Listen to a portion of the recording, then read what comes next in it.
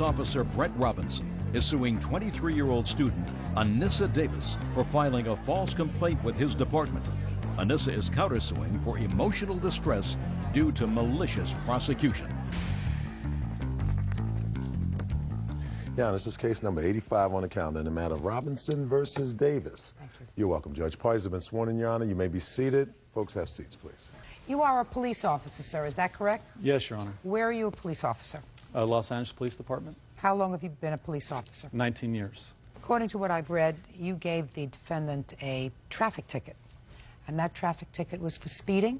Yes, ma'am. And what was the speed that she was traveling, and what was the zone? She was traveling 58 miles an hour in a 40-mile-an-hour zone.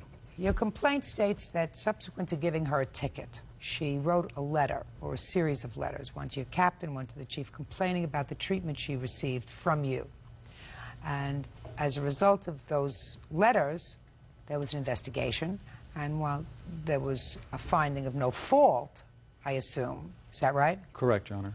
Those letters will remain in your file, and you want to be compensated because you said everything that she said about you was a lie. That's true. So first I have to find out from Ms. Davis, I'd like to see from you a copy of the letter that you sent to Officer Robinson's superiors. Now, can you also please identify who your witnesses are? I am my father, James Davis, and my mother, Winnie Davis. Okay. And neither of them were present during the course of this No, they weren't. incident, is that right? Yes. Perfect. And your father, from what I gather from your answer, as well as from Officer Robinson's complaint, is a retired police officer, is that right? Yes. All right. Now, Ms. Davis, I would like you to start from the beginning. Okay. The very beginning, Your Honor, and tell me what happened when Officer Robinson stopped you. Well, I would like to start off by saying that it has nothing to do with the actual citation. I wrote the letter about expressing my feelings to the police department about the way that I was treated and how I felt. Why don't you just answer my question? I asked you to tell me what happened from the moment that he pulled you over for speeding. Okay. Good. He pulled me over and he told me that I was allegedly going too fast. Pulled you over, Mm-hmm. and he said to you, what were his words? I don't remember his exact What words. did you say to him? Hello. I rolled down my window. He asked for my license and registration. Did you have your license? Yes, I did. Did you have your registration? Yes, I did. Fine. So he took the license, and what did he do with it? He proceeded to tell me what he stopped me for, and he went back to his car. No, I don't want you to tell me he proceeded to tell me what he stopped me for. He said something to you. I stopped you for speeding. You were going 58 miles in a 40-hour zone. What did he Yes. say to you, Miss Davis? I'm sorry, I'm He just very nervous. Well, get unnervous. Did he say to you, I'm giving you a ticket because you were speeding? Yes. Fine. And what did you say to him? I asked him if he knew my father. And what did he say to you? He said he knew exactly who my father was. You said to him, do you know who my father is? And he must have said to you, who's your father? Yes. And you said? Jim Davis. And he said, I know exactly who your father He said, is. yes, he's a retired police officer. Yes, he did. That's what No, he said. what did he say to you? Did he say, I know he's a retired police said, officer, or did he say, I know He said, exactly yes, who your father he's a is? retired police officer. I know exactly who he is. Fine. And then what did he do? He went back to his motorcycle to continue writing my ticket. And what did you do? I looked for my insurance. Did you find it? Yes. And did you, at some point, get out of the car? Yes. Was it before or after you found your insurance? Probably during. I made a phone call on my cell phone. Who did you make a phone call to? To my father. What for? Because I was nervous about the way I was being treated. So far, you have been treated perfectly. Yeah, but... So far, you have been treated perfectly, professionally and perfectly. So I'm what did you talking call about- your father for? Because I wanted to ask him a question. What question did you want to ask him? About my insurance, because I had just gotten a new insurance card because my car had been broken into, so I Perfectly called... reasonable. So when you got your father on the phone, what did you say to him? I told him that I had just been stopped by a police officer for speeding, and he said, can I talk to the officer? So at that point, with the insurance in my hand, I got out of the car, and I went up to him, and I asked him if I could ask him something, and he put his hand up in my face. No, you didn't say that to him at all. Don't give me baloney. You said, my father wants to talk to you. No, I said, can my father talk to you? Can I? Right, that's Yes. exactly what you said. Can my father talk to you? Don't leave that out.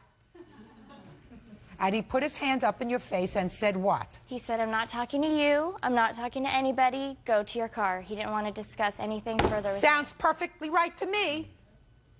Doesn't it sound perfectly right to you, former retired police officer Davis? That requires a simple yes or no. Is anything Yes, that your ma'am. daughter said to you sound untoward on the part of this officer? She's left a couple of things out. No, you weren't there. Yes, ma'am, you're correct. You weren't there. So if you were me, and you've been around the ballpark a little bit, if you were me listening to your daughter right now, would you find anything untoward in this police officer's conduct? Only the part about he didn't want to talk to her and go have a seat in the car. No. What she said was she wanted him to talk to you, and you were going to try to talk him out of giving your daughter a ticket. That's not true. Your Honor. Absolutely, positively, 100%. As I'm sitting here and he's standing there. Not anymore. Speak. Listen to me. Speak not. Otherwise, there is absolutely no reason for you to have. May I say something? Called. Say nothing, sir. Don't embarrass yourself. I won't. You will.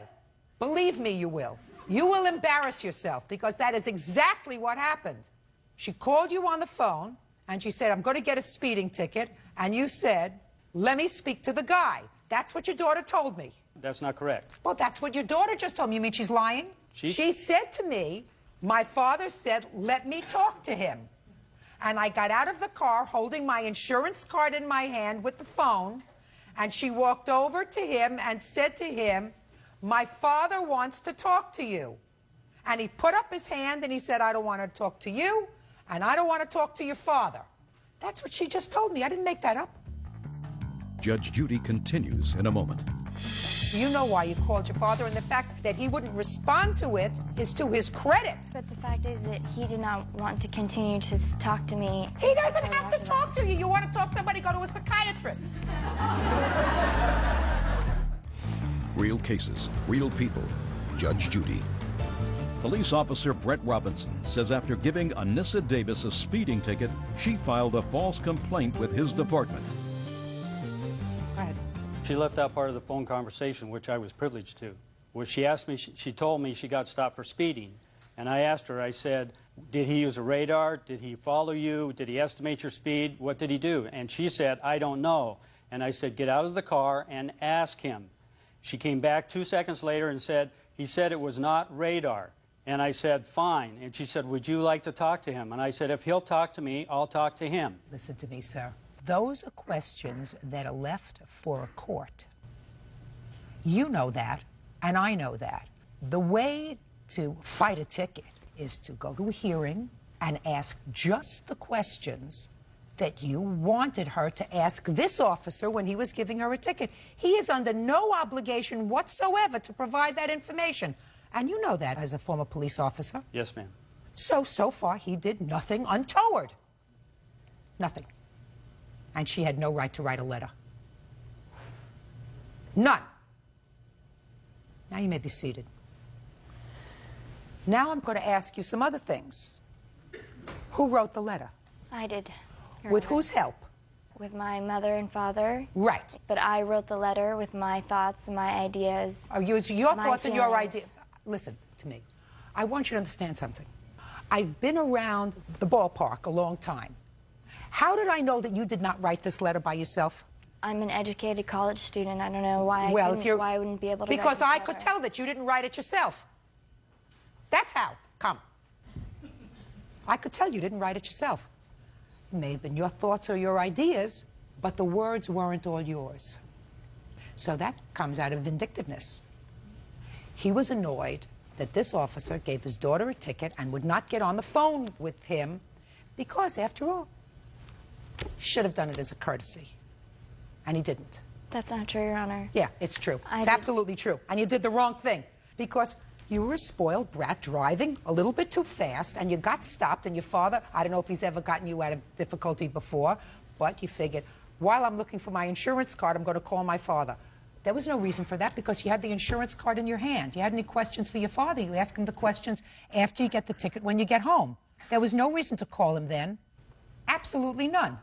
So you know why you called your father. I know why you called your father. He knows why you called your father, and the fact that he wouldn't respond to it is to his credit.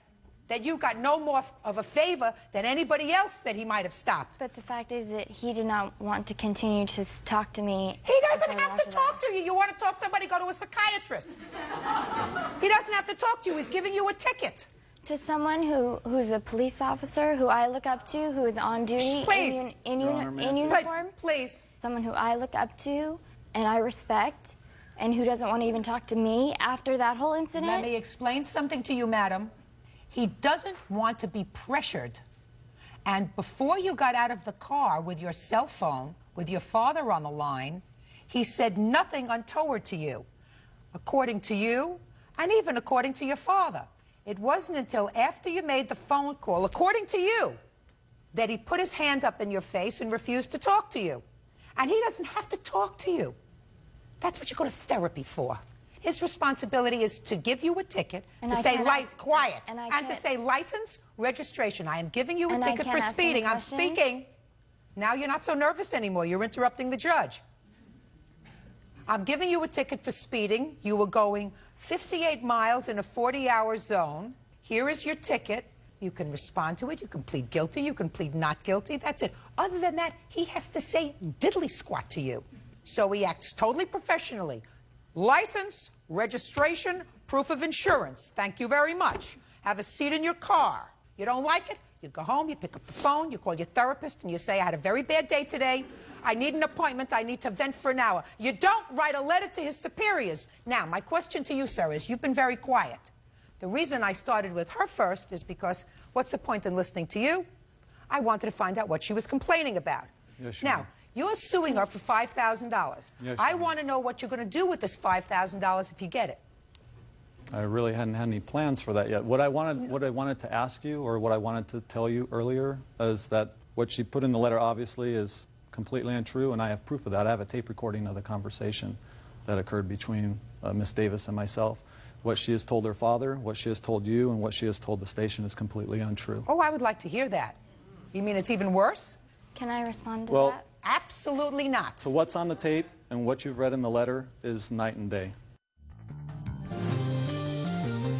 Go ahead. Afternoon. I'm Officer Robinson with LAPD. Three things. The first one is I got your speed here on Wilbur with a laser at 58. Your speeding is 40. And then I also noticed that your left brake light is out and you stuck on the brakes when I'm coming behind you. Do you have your license with you?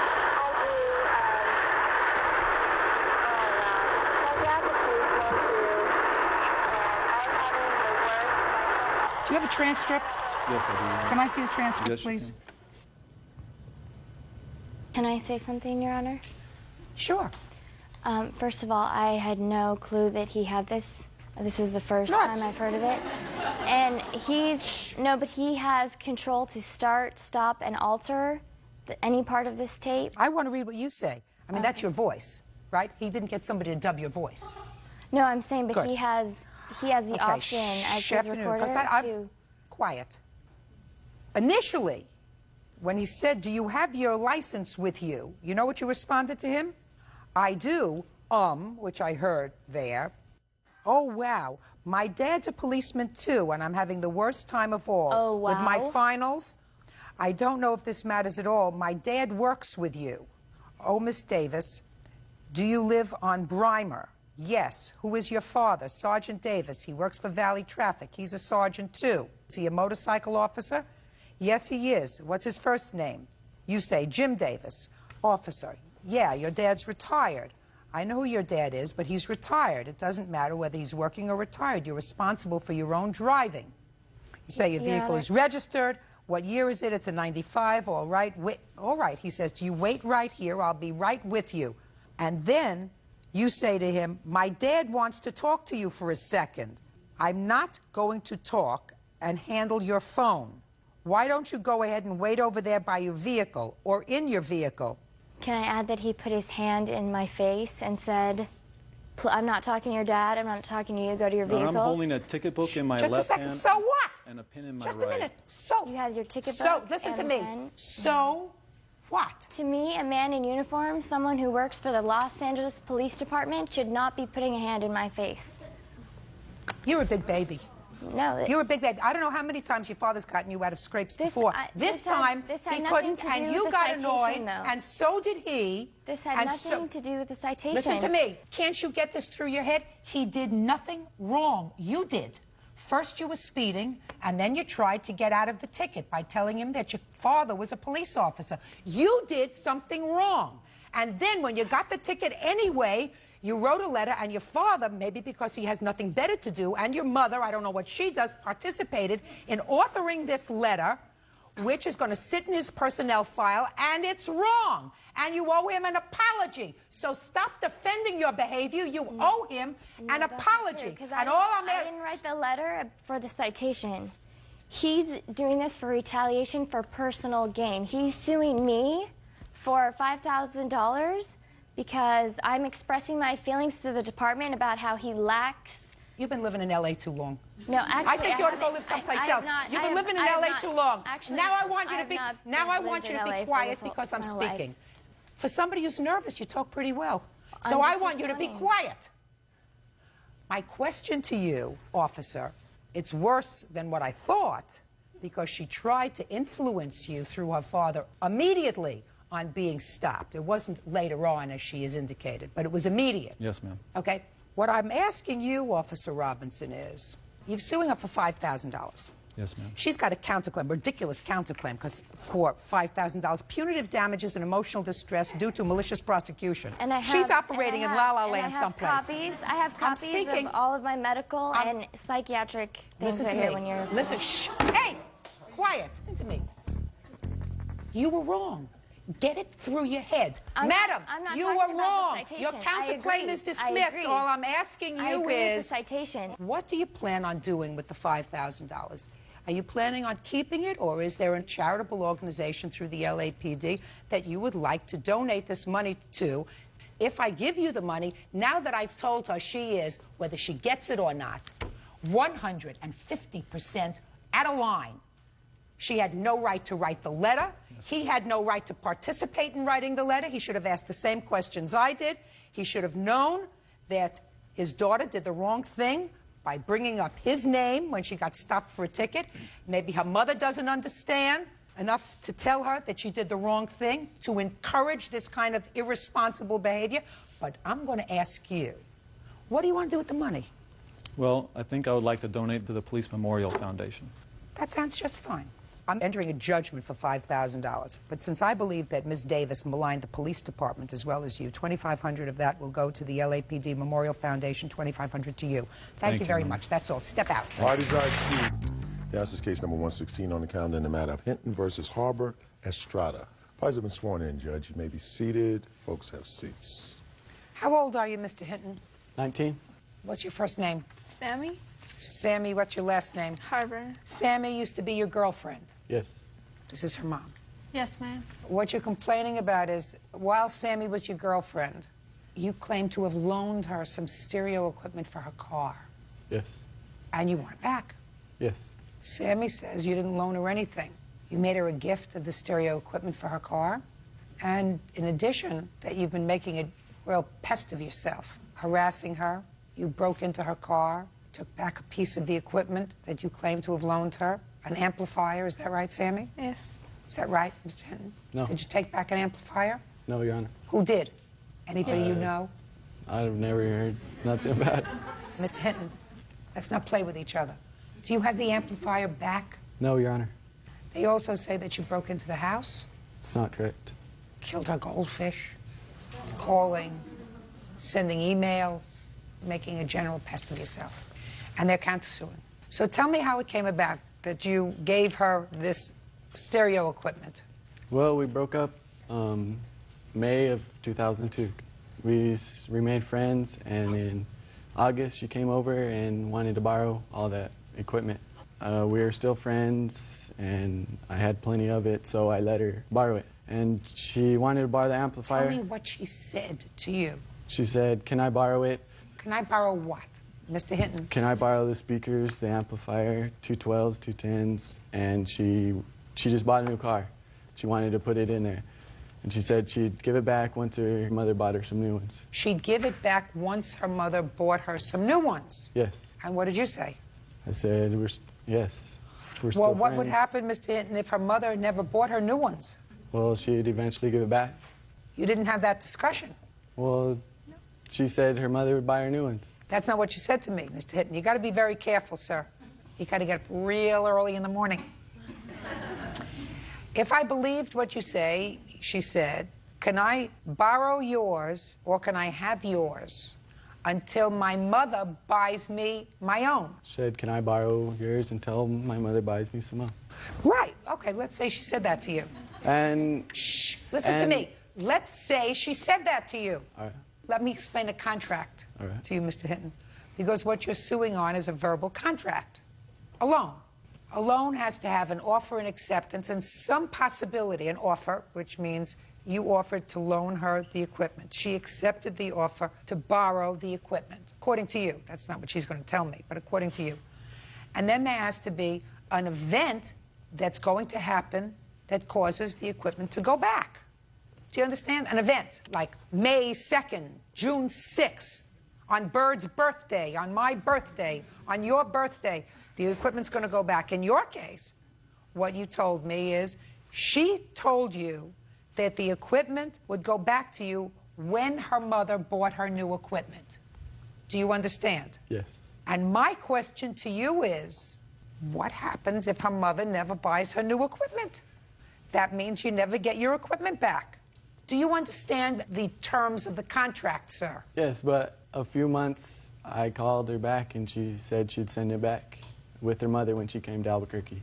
And then I waited, her mother never showed up. I called again, she gave me the same runaround. So then the third time I called, she said, if you want your stuff, come get it yourself. And she lives about 3 hours away from me. So I drive down there, I stay at a friend's house, Las Cruces, which is about 70 miles from there. Shh, don't interrupt him. Which is about 70 miles from there. And I call her in the morning before she goes to school. She says, come get it at 3:30. I said, all right. I go over there, I call her house, nobody's home. I call again after I drive around, still nobody's there. So I go to her school. You're putting me to sleep, you know that. I go to her school, and I see her car there. I'm parked out there in the parking lot, and I see her grandparents. They drive up to my car saying, what are you doing here? We don't want you here. We don't want you around Sammy Joe. I say, Sammy Joe told me to come get my stuff. I'm here to get it. Then they give me saying that I stole stuff from her, CDs, tapes from a 70-year-old woman and man. I don't think I listen to that kind of music. And then I say, can you just go ask Sammy Joe if she has my stuff so I can get out of this town? They park next to a gray car. They come back, and the gray car comes circling around me, like the guys in the car throwing their hands up, yelling and wanting to fight. The grandparents are all, look, they don't want you in this town. You better leave. I said, what did Sammy Joe say? He said, your equipment's in her boyfriend's car, and you're not getting it back. Your Honor, her boyfriend don't even have a car. So at that point, I was frustrated. I went home, and I received these emails from her, some very vulgar emails, if you'd like to read them. I would certainly like to read them. And in... Mr. Hinton, how old was Sammy when you gave her the equipment? 15. See, that's another problem you have, Mr. Hinton, because what you are suing on in court is a contract, right? Yes. Because a contract can be written or it can be verbal. You didn't have a written contract. With her, it was verbal, right? But my witness was there when she said about it. You're not paying attention to me, sir. You're paying attention to what's going on in your own head. What we're talking about here is a verbal contract, which has the same force and effect as a written contract, right? Except you have to be 18. Because a minor can't enter into a binding contract. Now read the emails.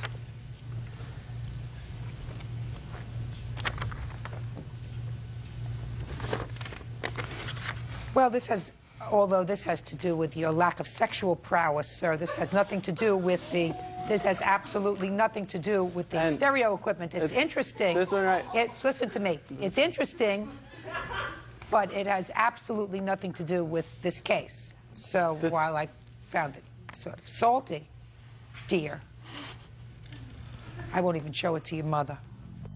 Judge Judy continues in a moment. Have you ever been incarcerated? No. Would you like to be incarcerated? No. There is a strong possibility that if you don't leave these people alone, you're going to find yourself incarcerated. Real cases, real people. Judge Judy. Jacob Hinton says ex-girlfriend 16-year-old Sammy Jo Harbor owes for the return of a car stereo. Sammy Jo says Jacob won't stop harassing her. Now I'll read the other one. Thanks, Bird.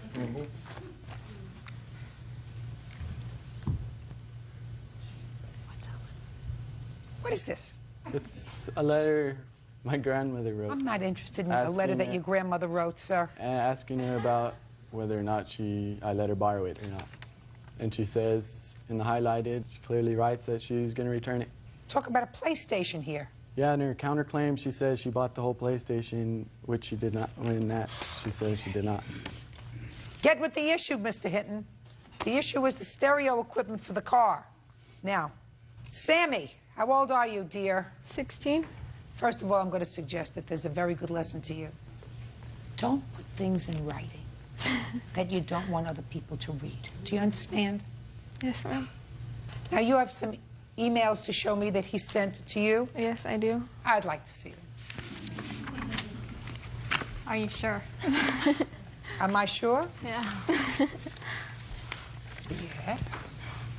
Those are from one of his friends from Albuquerque. I don't want to read emails from his friends. Well, from him and him telling this Just girl. a second. Would you return these to him? I don't have time to read a tome. If I wanted to read a good book, I would buy a good book. Get me the emails from him. There's one in the back. And don't aggravate me. My voice is going today. Thanks, Bird.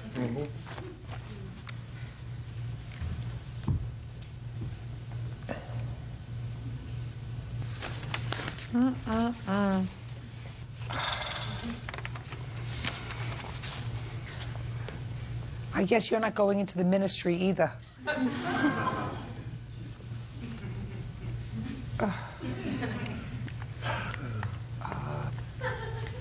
You know that there are other four-letter words in the English language like love and like and... Like? And bike, right? Bike, right? Joke. Dumb. It's a four-letter word that comes to mind. Hate. Hate.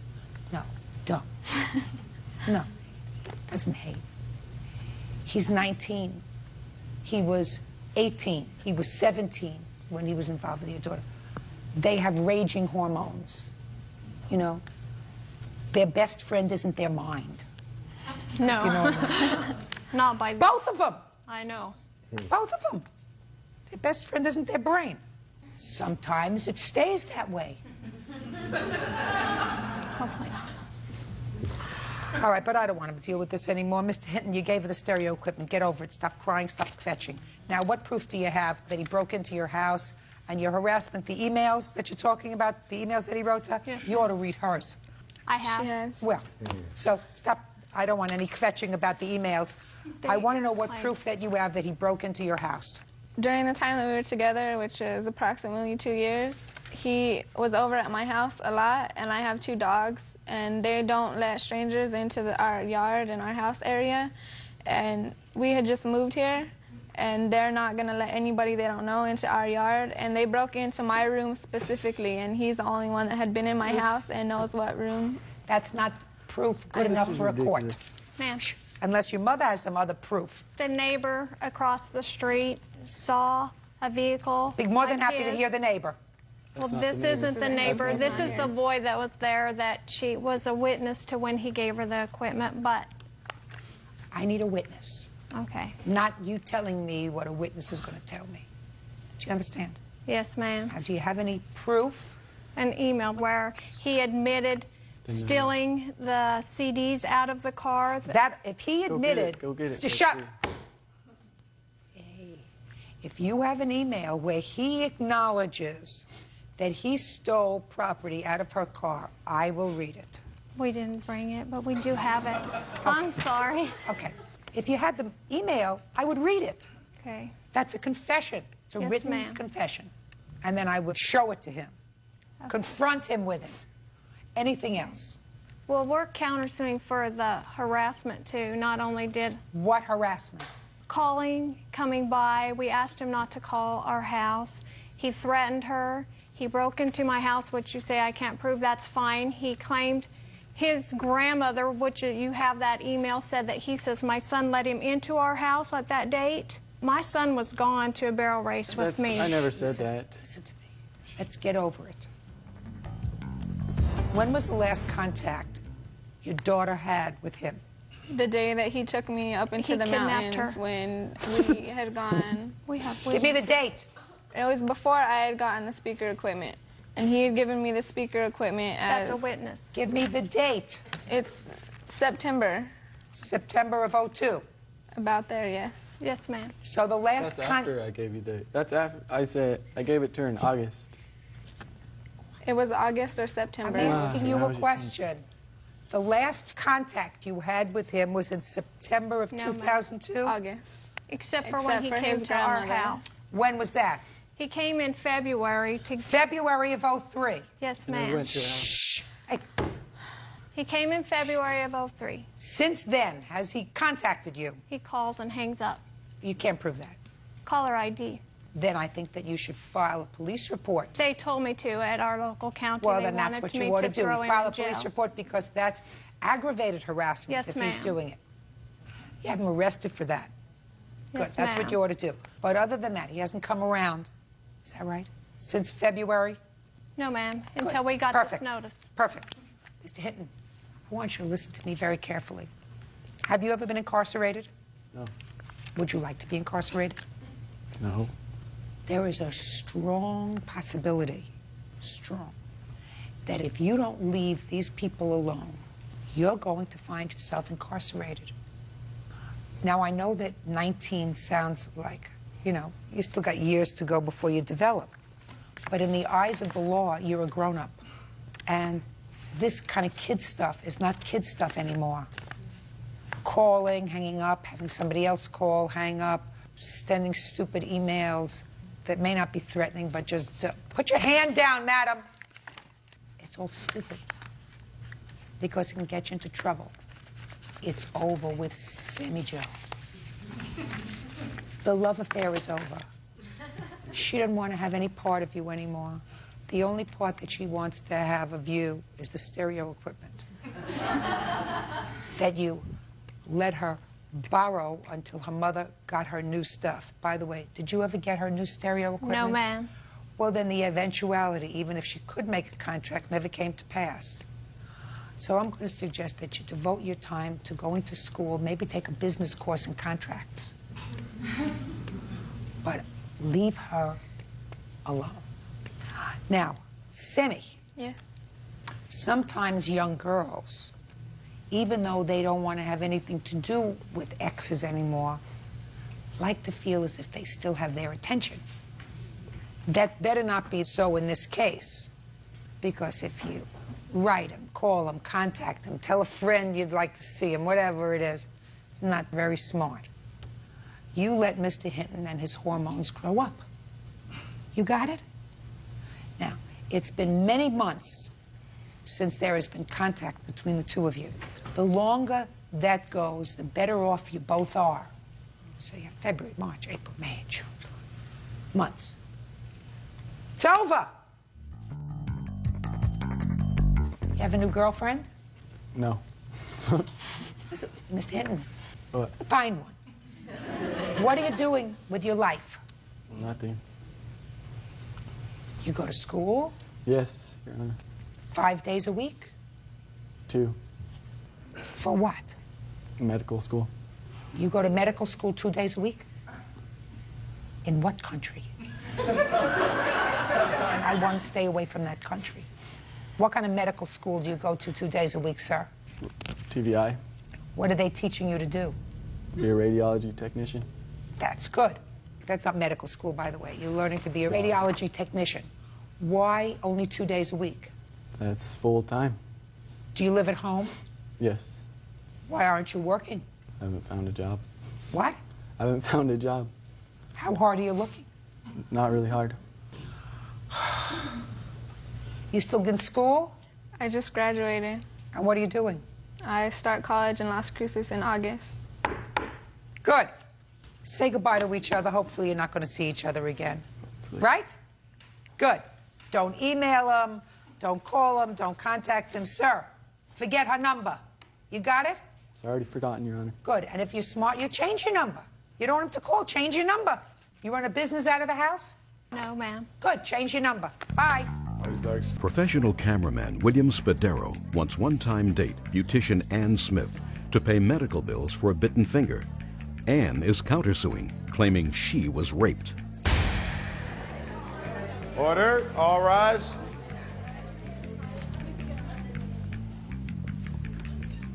Yeah, this is case number 73 on the calendar in the matter of Spadaro versus Smith. Parties have been sworn in, Judge. You may be seated. Well, the complaint and the answer in this case that I have is rather lengthy. So let me see if I understand the gist of it. You, sir, met the defendant in a nail salon where I assume you work? Hair salon. Hair salon.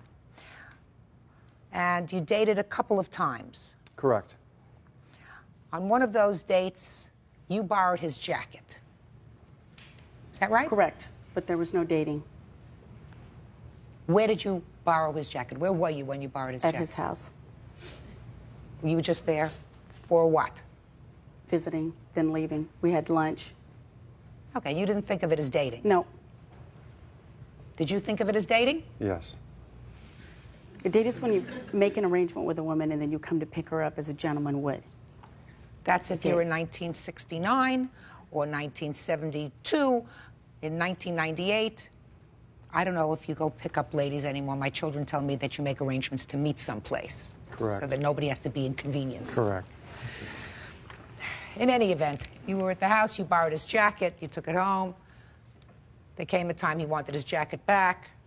You decided to go to the house to return his jacket. Correct. Then you claim you were assaulted. Why don't you tell me about that? Yes, Your Honor. I was expecting to get the jacket back. She says, yes, I'll bring it back. So she came over to the house, and I was watching TV at the time. She says, why don't you turn off the television? So I said, well, I really like this show. And so she says, no, just turn it off. So we turned off the TV. I had a feeling she wanted to become a little more amorous. I said, okay, because I can't remember if at that point in time she had presented the jacket. I don't think at that point in time she had. I think she said she was going to bring the jacket. She didn't have the jacket with her then. So I wanted to try to appease matters, and we got into a little more of a physical situation.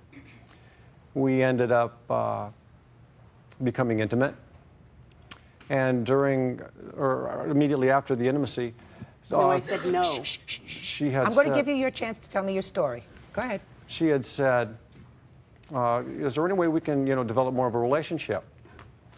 And I said, I really don't think that we're compatible enough to work on a relationship. We've been out a couple times, and I really don't feel any chemistry.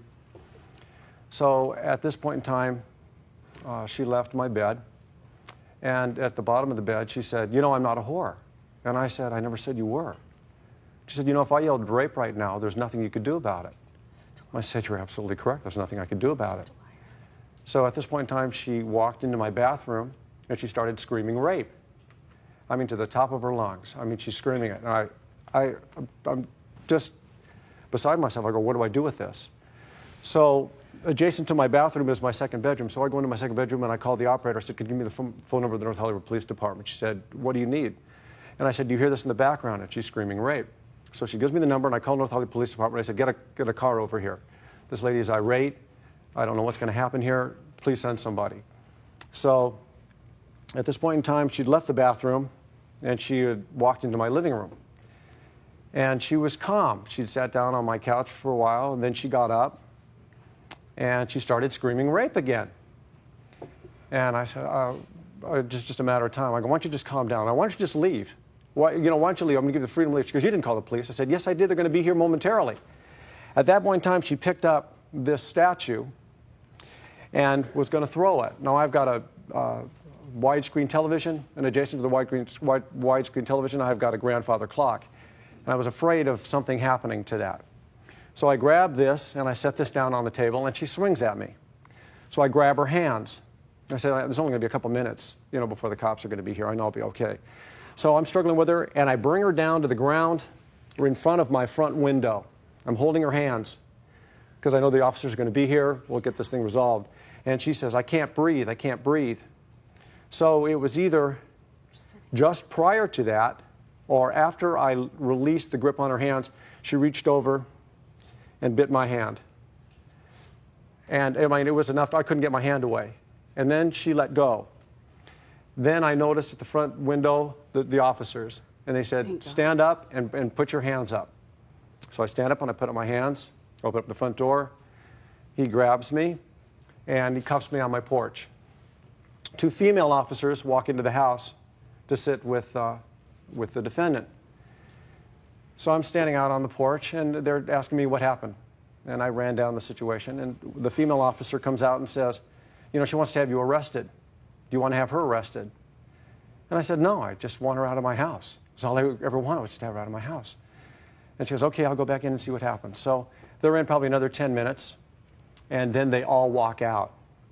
And at this point in time, the officer takes the cuffs off me. But prior to that, the one officer said, she's been drinking, and she needs to have a ride home. Can she call somebody? And I said, yes. And that's accounting now for the variability in her actions. I mean, she was real mellow when she first got to my house, and then became extremely irate. And they asked me, had you been drinking? And I said, no, I haven't had anything to drink. So she called someone to come and get her. Is that the assault, sir? Correct. The assault was when she bit you? Correct. Okay. Did you ever get your jacket back? Yes, I did. How?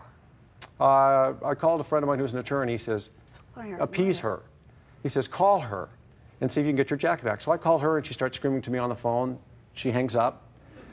A couple minutes later, she calls me again. She goes, were you the one that just called me? Back before that. And I said, yes. You know, I'm the one that just called you. She said, okay. She goes, so we start talking. I said, why don't we just mellow this out? Why don't you just bring me my jacket, and we'll work this out. So she did eventually. What kind of jacket was this, sir, that was worth? Little flimsy jacket. That was worth you were making another phone call to her.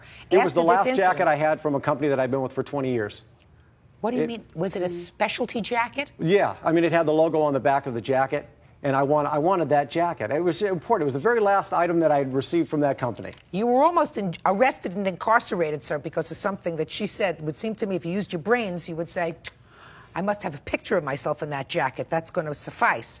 In any event, that's what you're talking about, the bite to your hand. Do you have medical records? Yes, Your Honor, I do. May I approach? No. Oh, okay.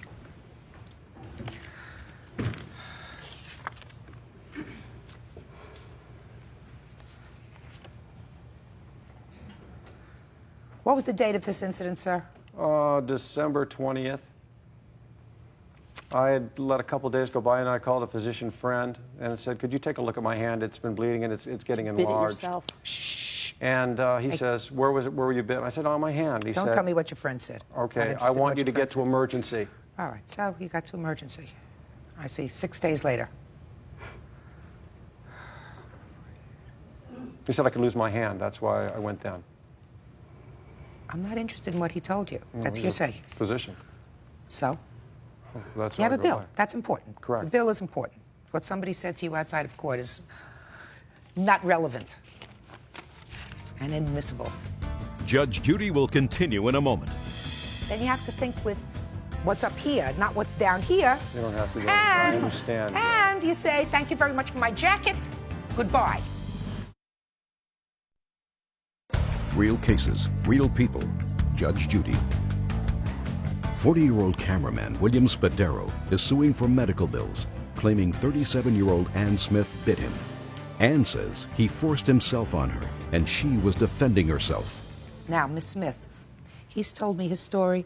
Why don't you tell me your version of it? I went over to return his jacket December the 20th. Must have been approximately 8:30.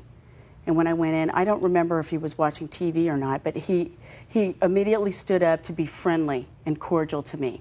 And he had the fireplace going, and we started talking. I don't remember whether he turned off the television or not. The point was that we ended up getting a little bit friendlier than we should have, and then I said no.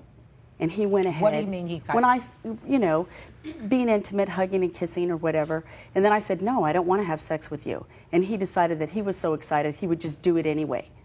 And after he was done, I said, you know, you didn't use a condom, you didn't anything. And so, and I was in tears. I started crying. And then he says, no, this is it. This is it. You have to leave right now. Immediately, you have to leave.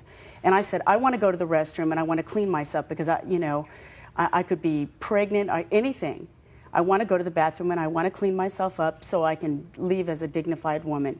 And he said, no, you're not. You're leaving right now. He grabbed my shoulder as I went into the bathroom, very firmly placing it on my shoulder and trying to pull me out of his bathroom, treating me as though, I was, some kind of dog. Just throw me right out.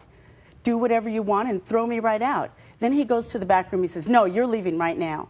And he goes back and he picks up the telephone. And I don't know who he was calling, but he said he's calling the police. And I thought, how can he do this? I mean, how can he do something like this to a woman? Then now he's going to call the police on her after he's done that to her? So I started screaming rape. Because when a woman says no, that means no. Just a second. So what you're telling me is that you didn't start to yell rape until after he got on the phone. Called the police. Until after he got on the phone. Well, what were you yelling rape for? Well, because he's playing games with me. He won't let me clean up so that I can leave his house, and yet he wants to call the police on me. But I don't understand. It doesn't make sense. No, what you did doesn't make sense. First of all, I read your answer. Your answer said you were on your way out for an evening with your boyfriend, and you decided to go over that evening beforehand and return his jacket. Yes. And that was about 8:30. Right. And what time are you supposed to meet your boyfriend? 10:30. So you left yourself 2 hours. Right. And you got there, and according to you... Because we were friends, somewhat. Excuse me. According to you, there was some hugging, some kissing, some fondling, some whatever. Right? I mean, you're there to return a jacket. Right. At this point, I don't hear anything about no rape, anything else. What bothered me about your response here... But I said no. What bothered me, that's what you say now. What bothered me about the response and and what you say to me now is that I can understand that if that's what happened to you, going into the bathroom and starting to scream rape so that you can get help or trying to get out as soon as you can, that I absolutely understand. He was trying to... But you just told me that you were angry because he wouldn't let you go into the bathroom and clean up. He wouldn't even let me clean myself up after he did that to me. Something doesn't sound right, Miss Smith. It just doesn't make sense to me. The conversation that he says that took place... Pay careful attention to my question. The conversation about possible future relationship you say never took place when you were lying in bed? That conversation... We weren't lying in bed together. It wasn't like that. It wasn't, it wasn't like that. We weren't laying there having some torrid affair. It wasn't like that. How did you get in from, how many rooms do you have, sir? His bed stands up about this high. What? We're leaning. 2 bedrooms. You have 2 bedrooms. Correct. So you came in, fireplace. Where's the fireplace? In the living room. In the living room. All right. Would you explain to me how you got from the living room into the bedroom? We walked in there together.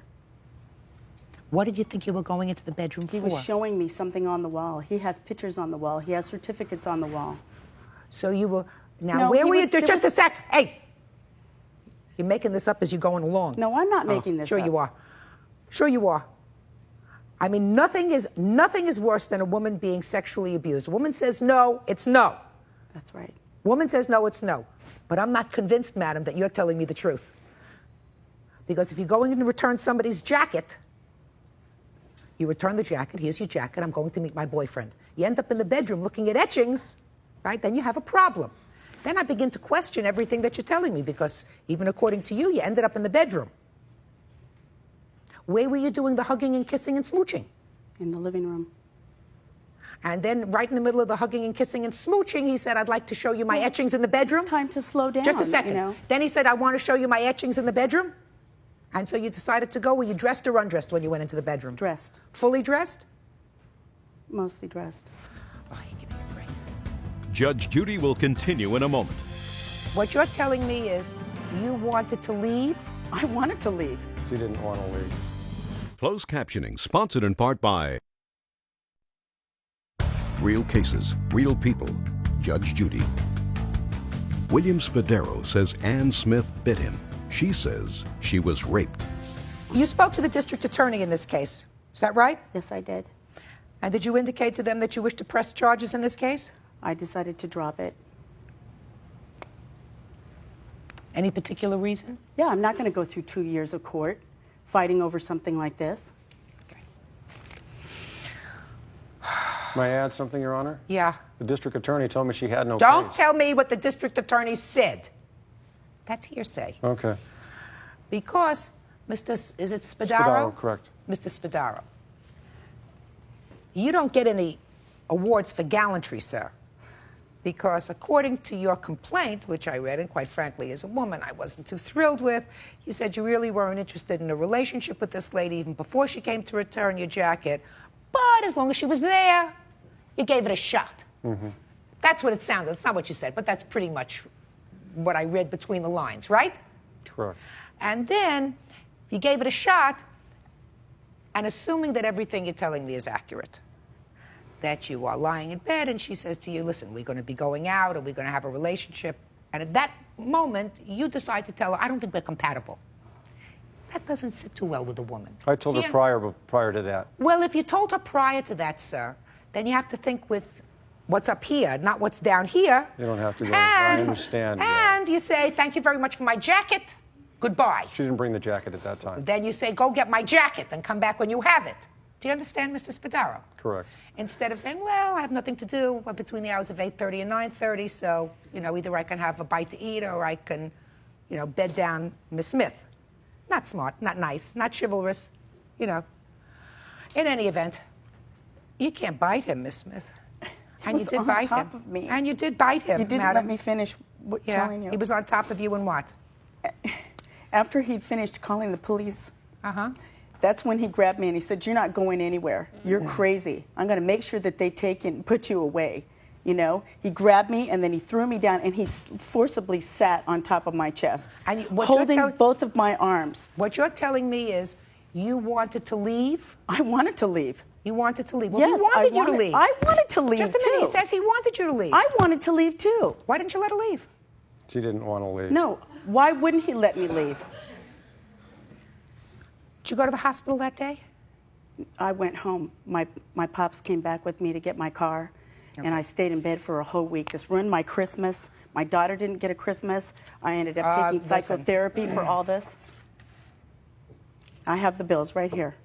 You have your therapy bills from before this incident? No, I didn't take therapy before this. Well, in any event, whether you did or whether you didn't, I'm telling you that I doubt the veracity of your story. And that's what I'm here to do. Your story doesn't make sense. It's not common sense. It's not what happened that day. It doesn't make sense to me either. Well, it doesn't make sense for a woman to go over to somebody's house on their way to meet their boyfriend and to end up half naked, walking into their bedroom, looking at etchings, right? That doesn't make sense to me. This is not a joke. I'm telling you, I don't think it's a joke. That doesn't make sense to me, madam. That's what you want me to believe. You want me to believe that you were there merely to return his jacket as a friend. Right? That's what Actually, I'm not here to have a good time. Okay. I'm not. Judge Judy is ready to rule.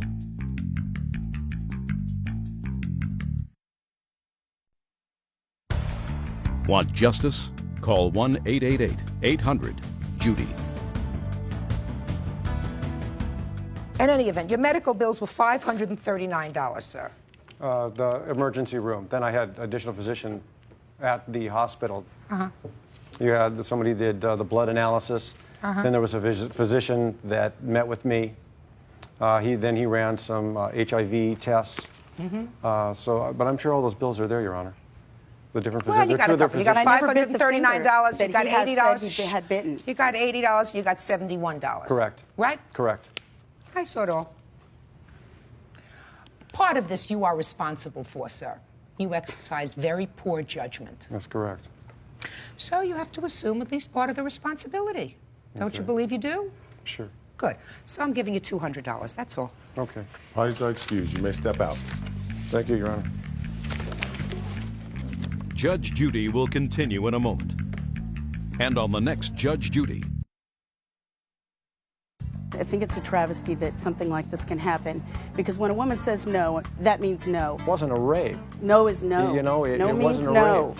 This girl was Doesn't mean consensual. yes, dude. No. This lady was consenting to the whole thing. That's why she had actually come over. She didn't return a jacket. She wanted to have the sex, and she wanted a relationship.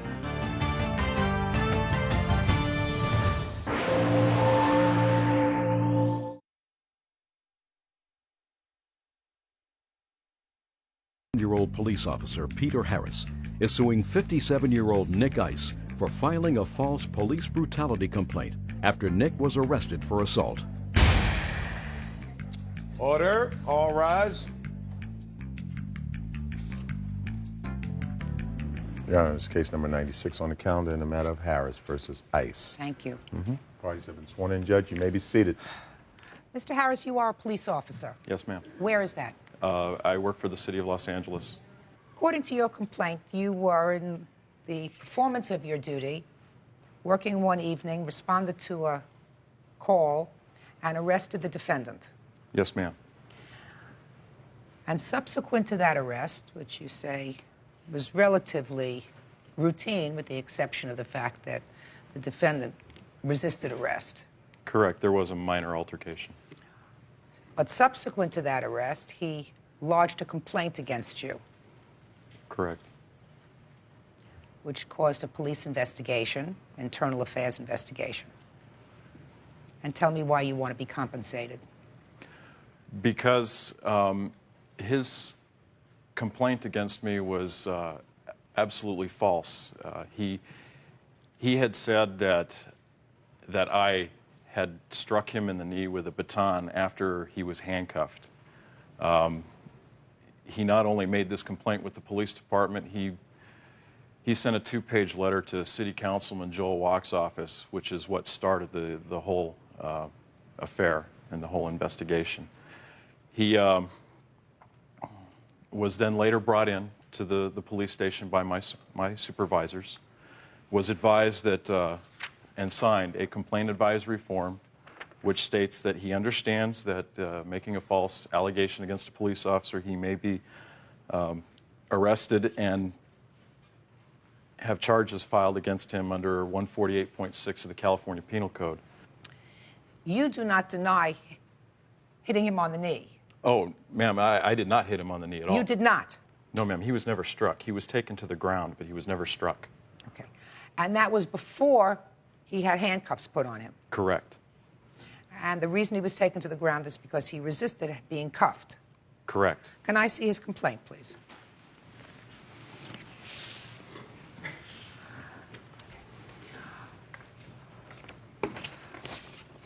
And tell me what happened to you as a result of this, Officer Harris. Well, it was quite a long, drawn-out process. It took probably several months. I was quite edgy and irritable because of this. I suffered a lot of stress at home, at work. At times when it may have been necessary to use force against somebody, I may have been a little apprehensive in using that force, which could have been detrimental to my health.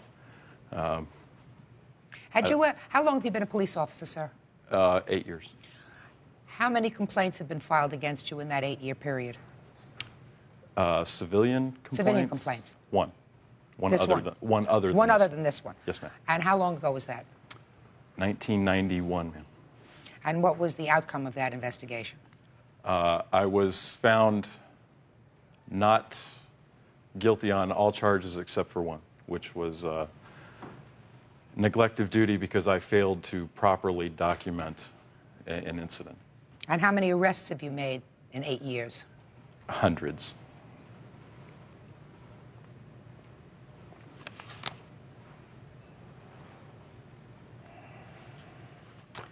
All right, sir.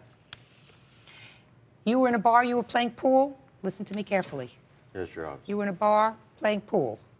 I was playing pool. I was about 40 feet away. I heard a glass crash to the floor. We looked up, and there was a fist fight going on at the end of the bar, which is, I say, about 40, 50 feet away. Then 2 bikers took off quick out the door. we finished our pool game. Everybody was going crazy down at the end of the bar, so we just stayed away from it.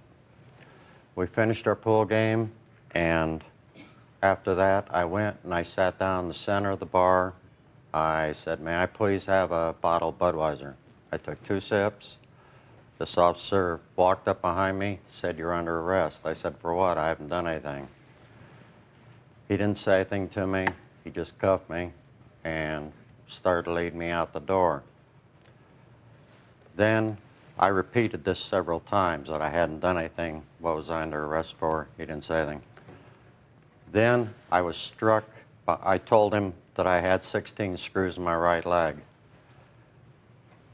He proceeded to hit me in the left leg with his baton, I believe it was baton, and knocked my leg out from underneath me, and I fell forward onto the cement and received 6 or 7 stitches in the chin, which my doctor removed.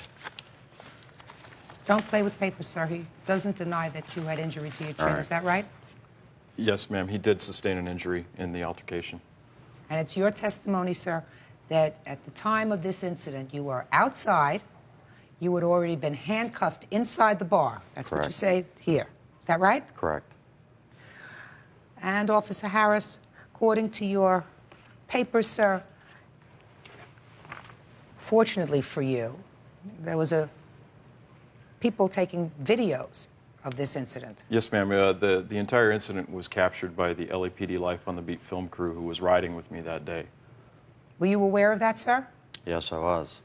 Have you ever seen this film? No, I haven't. But Well, let's see it together. Judge Judy will continue in a moment. Somebody else was taken out of this bar, looked like the head was all covered with bandages, bleeding from the eye, right? Clearly there was a melee inside. And later today, I just miss my things. You know, they're precious memories that I don't have now. real cases, real people. Judge Judy.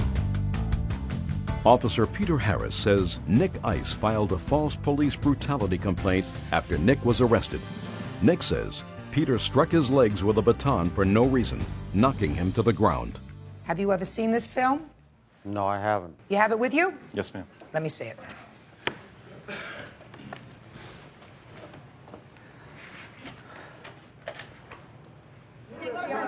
Hang on. I got to know what's going on before I can press any charges against anybody. What's happening? Nothing. I was sitting at the bar and she came up. Come on, John.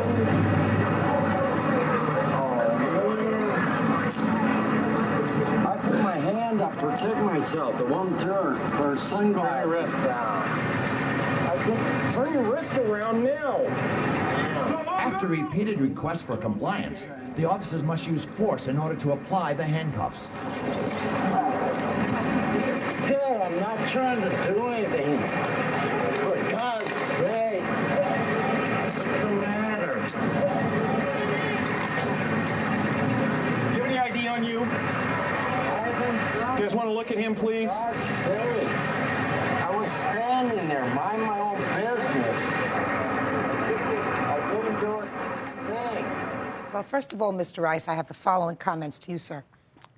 From the sound of your voice on that tape, you had had more than just a few sips of beer that evening. I hadn't had anything to drink before I came in, Your Honor, and I played 3 games of pool. That's first. That is my impression of your slurred words. Second of all, you were clearly not handcuffed until you got outside. That's what that showed. I made a mistake on that. Everything went so fast. I thought I was handcuffed before I was taken outside. Mr. Rice, that's a big difference. Clearly, from watching that tape, you were escorted outside the bar. You certainly resisted having the handcuffs put on. They told you to put your hands back. You didn't. Doesn't look to me as if anybody hit you with anything. It looked to me as if Officer Harris twisted you and brought you down. Now, I don't mind looking at that tape again. You want to take a look at it again, sir? No. Huh? I No, didn't Your see Honor. any use of a baton, Mr. Rice. The next morning, I woke up, and I couldn't even stand up. I was hitting the leg with something. Just a second. Could we rewind that, please? I want Mr. Rice to look at it again. It doesn't look like it on the tape. Well, you're not suggesting that Officer Harris doctored this tape, are you? I am not, no. Press any charges against anybody. What's happening? Nothing. I was sitting at the bar and she came up. See your hands, sir? They're clear.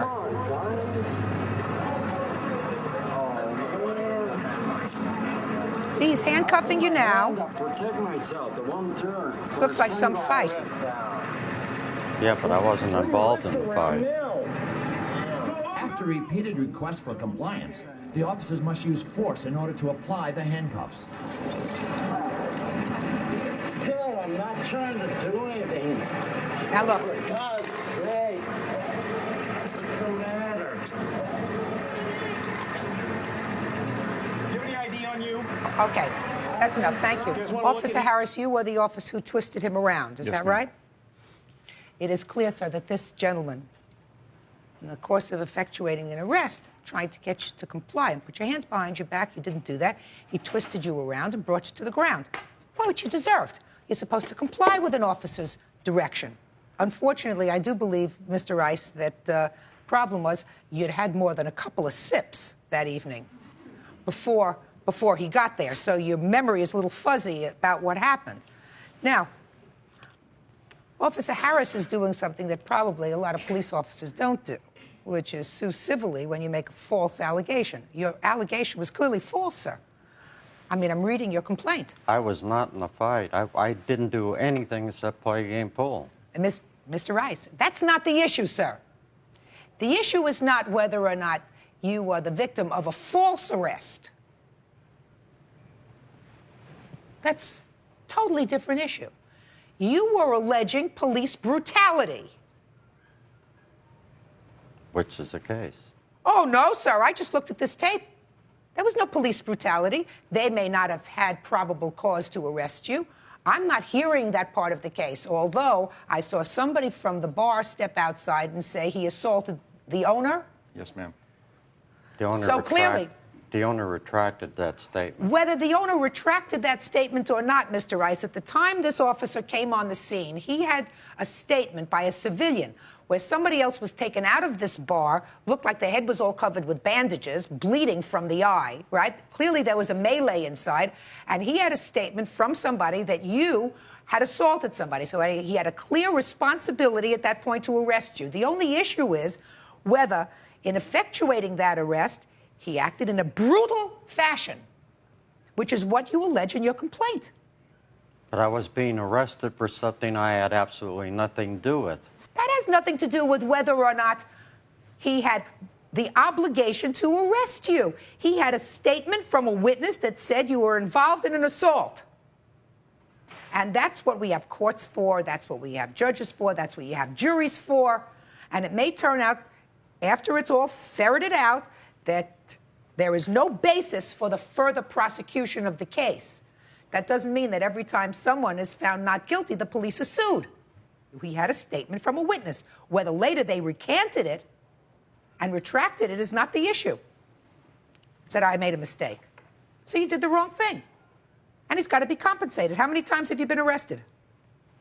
Mr. Rice, did you hear my question? I couldn't say, Your Honor. What do you mean you couldn't say? I've had a couple 502s. What's a 502? Drunking under the influence. Right. So I would suggest, sir, that you don't handle your alcohol well. And that maybe you ought to do something about it. Judge Judy will continue in a moment. And later today, there are some very good lock pickers. I know I've put a lot of them in jail over the course of my career. Closed captioning, sponsored in part by Real Cases, Real People, Judge Judy. 31-year-old police officer Peter Harris is suing 57-year-old Nick Ice for filing a false police brutality complaint after Nick was arrested for assault. So, Officer Harris, tell me what you think you should be compensated for this, and I absolutely agree that you should be compensated. Well, ma'am, I put down $5,000 because that is the jurisdiction of this court, and I would feel that anything that this court would be giving me in this case, I would respect any amount. How about, Officer Harris, if I give you your $5,000, $2,500 for you and $2,500 for the Police Benevolent Fund in Los Angeles? That sounds like a very good idea. That's the judgment, $5,000 to be divided that way. Thank you. And now the next case. All parties on Hostetler versus Eaton. Step forward, please. 37-year-old Tracy Hostetler is suing her former friend, 41-year-old Barbara Eaton, for stealing items from her storage space. Both will be translated by sign language interpreter Brenda Roberts. Ms. Hostetler, according to your complaint, you shared a storage space with the defendant. It was your storage space, and you told her that she could store some of her things there for a small fee. You are claiming that she stole some things from your storage space. Yeah. Yes. Could you tell me, please, why you decided to share a storage space with her? When I was sharing with my ex-boyfriend Gary,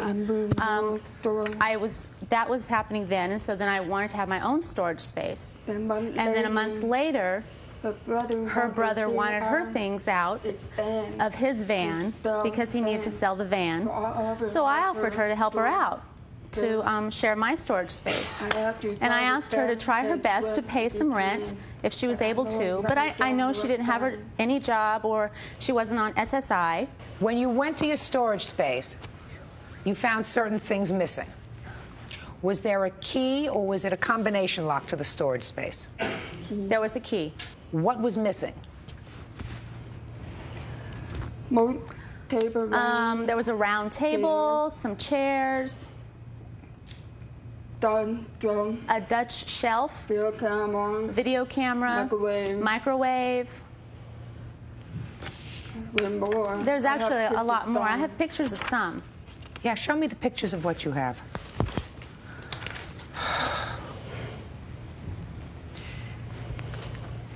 Did you confront the defendant about taking the property from your storage space?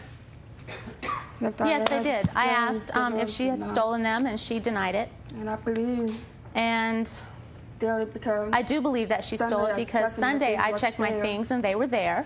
2 days later, I called her to move her stuff out because my things were way in the back. And 2 days later, it was missing. Did you take any of her things? No, I did not. Do you know who did take her things? No, I do not. In fact, I had a few things of mine missing, which I don't know what all I have missing, just a few things that I know of just offhand. But like what? It was just old, a few old mirrors. I had big wall mirrors, and I had a butcher block knife set, and a couple of Budweiser beer mugs that were collectors. Mm-hmm. When you found your things were missing, you asked to look in the new storage space that she had rented, according to this. Is that right? Yes. And none of your things were there, is that right? No, no. I believe it's in another place. I don't know. Judge Judy is ready to rule.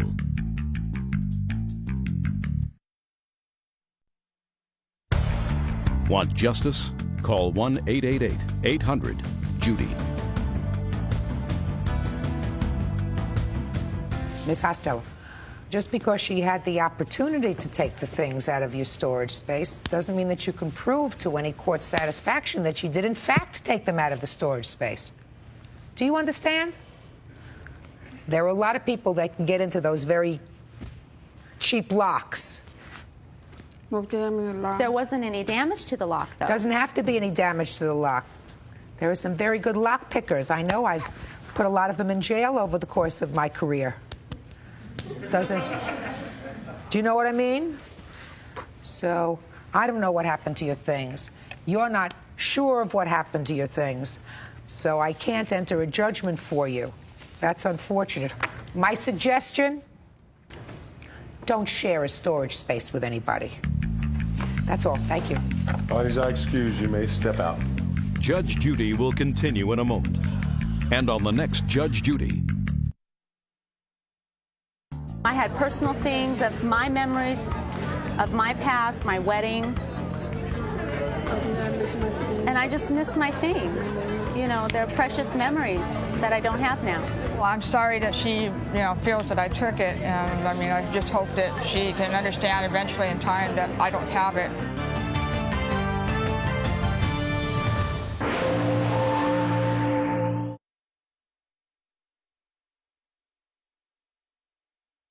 Is suing 41-year-old film producer Sherry Whiten for an evening gown, car rental, and a pair of Versace sunglasses.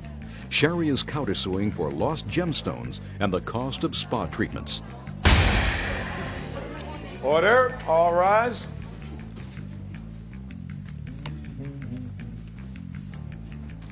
Your Honor, this is case number 47 on the calendar in the matter of Cole versus Wyden. Parties have been sworn in, Judge. You may be seated, sir.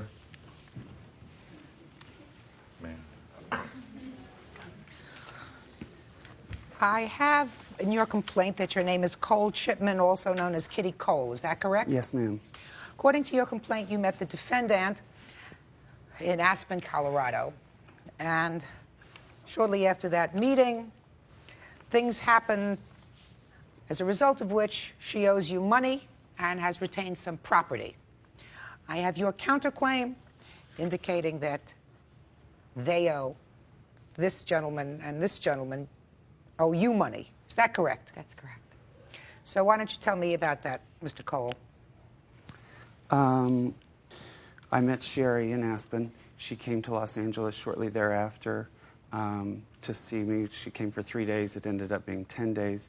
She had just moved to Scottsdale, so she asked my friend Danielle and I to go to Scottsdale like about 2 weeks later for an open house that she was having and to help her with her party. She was recently divorced, very upset, didn't know anybody, the whole bit. She offered to take us to Scottsdale, pay for our trip there. Just before we left to go to Scottsdale, she asked if we could please rent a car because her new car had just blown up, apparently, and she was renting a limousine. And the limousine was too expensive, so if we would just rent a car, she'd reimburse us. So that's $350 for that. So, you were staying at her house? Yes, as she requested. We helped her with the party. We did the party. Then, after the party... What do you mean you did the party? Are you in the entertainment business? A little bit. What do you mean a little bit? A little bit, meaning I'm a fundraiser. I do fundraiser for various AIDS charities as the character Kitty Cole. I ran for mayor 2 years ago of Palm Springs as a fundraiser for AIDS Is that charities. how you earn a living? No. Well, what were you doing? I mean, quite frankly, the two of you don't look as if this would be a match made in heaven. I mean, it doesn't look like the kind of friendship that I would envision as resulting in a meeting at Aspen, quite frankly. I mean, what did you have in common with this lady? We were company for a recent divorcee, I guess. Okay. Okay. I used to live in Aspen, and that was her first year there. So let me ask you this question. Yes, ma'am. When you met her, were you outfitted as a man or a woman? I was outfitted as a man. Okay. And when you came to visit her and stayed in her house? She asked us to dress up in drag and go out with her because she had remembered Kitty Cole from when I ran for mayor. But other than dressing up and going out with her, when you were hanging around the house, were you dressed as a man or a woman? As a man. Okay. So when you came to court today, you decided to put on the lame. Well, I had to show you why the other part of the case was relevant. This is a other part of the case. Well, the other part of the case, you said, had to do, in addition to the $300, there's something about tickets that she promised to get you for an AIDS function. Right.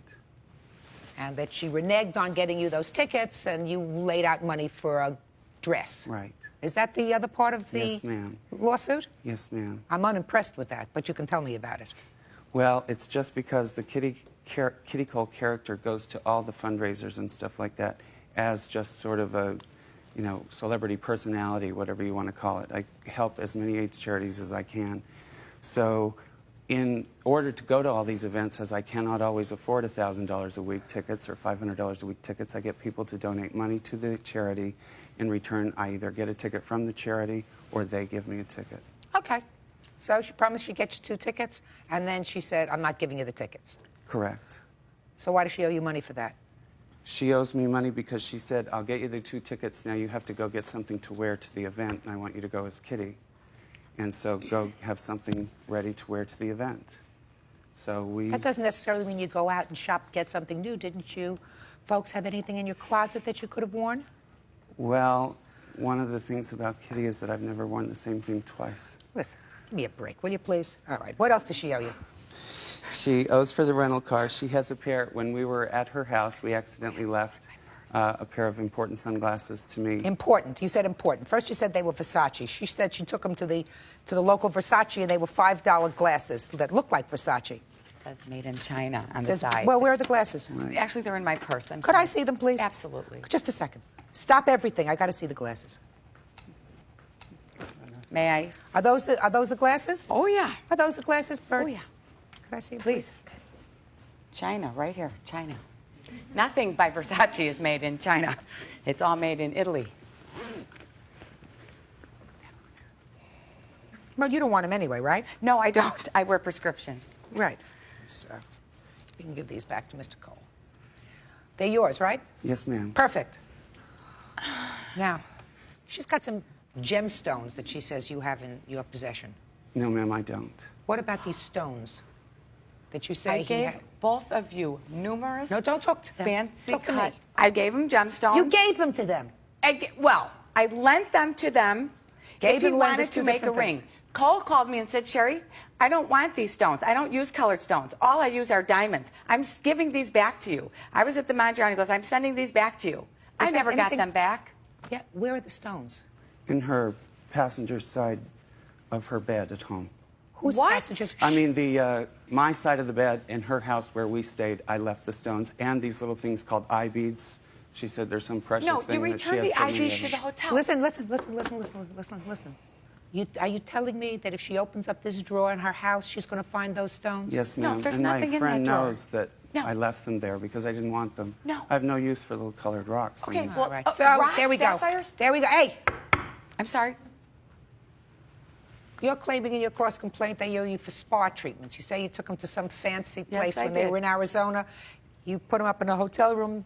They promised to pay for their own meals and spa treatments. Right. Did you promise to pay for your own spa treatments? No, ma'am. Did you have spa treatments? Yes, ma'am. I have the bill from the hotel. Well, tell me what the arrangement was. That I was going to pay for the suite. We had a beautiful, huge, gorgeous suite. It was for like 2 days so we could relax and just enjoy Who went ourselves. there? Who? Yeah. Me, 3 of you? Dean, yes. Interesting group. And they were supposed to. Well, you know what? When he's a man, he's a totally different person. I believe that. I don't know this person. I don't know this person either. Judge Judy continues in a moment. What kind of treatments did you have? I had a mud bath and a massage. And facial. I think I've been in California too long. And later today, He's entitled to say, I'm not your mother. I'm not your fiance. I'm not your father. Borrow from somebody else in order to get me my money so I can get my car out of hock.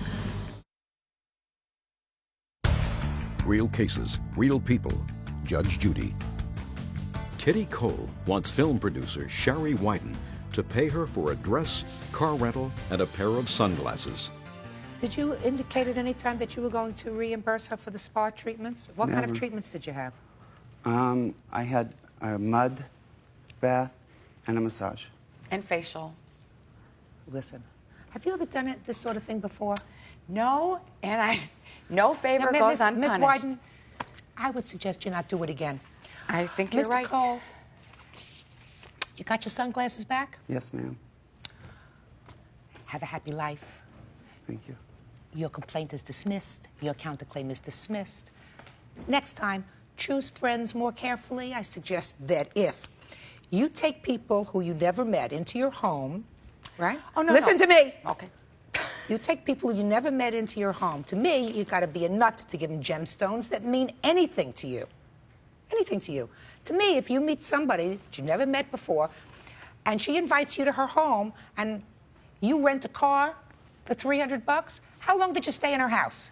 7 days. And I had a limousine and a days. chauffeur that I took them in the whole time. I didn't need their Please, car. I don't know what it is with you people. I think I've been in California too long. Case is dismissed. That's all. Parties I excuse you may step out. She's just exploited every private part of my life that there ever was that, you know, a friend, you would tell a friend, and then she goes and exploits everything about you and laughs about it, and I'm over it. And now the next case. Party's on. Scott versus Khan. Step forward, please. Limousine driver Larry Scott says Serena Khan smashed wine glasses and damaged his limousine the night of her bachelorette party. You, sir, own a limousine, Yes, ma'am. and you were hired to take a group of young ladies out for an evening to celebrate a wedding. So this was a bachelorette party. Correct. You were getting married. Yes. A bunch of girls arranged for you to have a bachelorette party. Yes.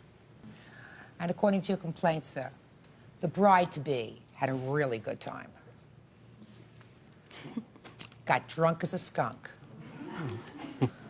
Did a whole bunch of things that were very unladylike that I'm sure she wouldn't like taped. But in addition, she damaged your limousine. That's correct. How did she do that? Upon exiting the car, I put my hand out. She had a glass of champagne in her left hand. And as she was coming out, she more or less drug it across the bar, hitting some other champagne glasses, and broke them. Well, so what was the damage to the limousine? Well, she broke the glasses, and in the process of breaking the glass scratched the tinted windows, one tinted window, and it damaged the tinted window, which had to be repaired. And she told me, she said, no problem, that her fiancé had a Visa card, and just bill him. A day or two passed, I called. And she didn't pay? She developed amnesia. You have the bills for the repair for the limousine? Sure. I'd like to see them, please. And then there was also downtime for the limousine. What time? Downtime. What had happened is, in the process of me taking the car in for repair, I had a run that I couldn't meet, which cost me $1,000. So they replaced all the tinted windows. So I'm Right. not considering the time that your limousine was down. Should have taken it early in the morning or whatever it was. That's the damage. She cost $300. And the glasses. And how many glasses? There's 3 glasses involved. And how much were they a piece? They're $20 a piece. $60. Okay, Miss Khan, let's hear you. I told him that when he called me, he called me 4 days later, and he said, I just got my limousine out of the shop. When are you going to pay me? And I said, what are you talking about? I mean, didn't remember nothing. Who didn't remember? I didn't remember anything. Well, you didn't remember anything because you were... I was drunk. Drunk. I was drunk. Why I was in the world... fully intoxicated. And your defense is your defense is, A, I don't remember. No. Is that right? No. Well, what's your defense? Anybody, there was 3 other girls behind me from what what my witness has told me. As I'm getting out behind her, anybody could have broke the glass. I just happened to be the bride-to-be and the drunkest out of every single girl that was there. That's what happens when you get drunk, Miss Khan. You don't remember what happened. That's true. I mean, because you had several defenses. Your defense is, A, I don't remember because I was drunk. B, now they say maybe it wasn't me, it was somebody else. And then your answer, you sort of intimate that that's what happens when you rent the limousine. You go out to one of these parties. You should expect that, and you should have put plastic glasses in his car. Correct. You are blaming everybody except yourself. No, I offered him payments. I told him that it was my bachelorette party. I offered him payments. He said, no, I want all the money by next week. I'm sorry. I don't have $360 to give you guys. Do what you got to do. Judge Judy continues in a moment. Come on, girl. Come on. Let me take you now, then. Chicken. Closed captioning sponsored in part by Real Cases, Real People, Judge Judy. Limousine driver Larry Scott says Serena Khan smashed wine glasses and damaged his limousine the night of her bachelorette party. Who arranged for this limousine? Esther Rios. Esther Rios, would you My maid of honor. Were you a witness to what happened? Yes, I was. Well, you want to tell me what you saw? Well, my sister got out of the limo when he stopped at a local club. She was the first one to get out. And the last Your sister isn't here? No, she's not. Okay. There were 2 other girls prior to Serena got out. So she broke the glasses all three of there was two, actually. It looked like there was more because there were so many of them broken. And Larry at that time said, that's it, the party's over. And I said, Larry, Serena kept saying, I promise you, Larry, I'll pay him. I promise you I'll pay for the damages. Rick has a visa. Don't worry, we'll take care of it. And just please finish the run. So you actually saw her get out of the car and damage I did. the car. She was so drunk. Right up here. Your name? My name's Jennifer Kirtland. We started out at the bachelorette party at my apartment. Then we met the limo driver here. Esther insisted. Slowly. Esther insisted that we take this limo. We didn't have enough girls to fill this limo. There was no. You were in the limo. You got into it. Nobody dragged you in there. Okay. Good. Anyway, upon exiting the limo, Serena did not have a glass in her hand because I had made sure that all the glasses were back in their holders before we got out. So I know that is not true. And I'm not saying that Serena didn't do it, but usually limo companies have insurance for this kind of thing or whatever. And she didn't sign any contracts saying that, you know, she was going to be responsible for anything. Is that are you her lawyer? No, I'm not. So your defense on behalf of your friend is that they should have carried insurance, drunk insurance.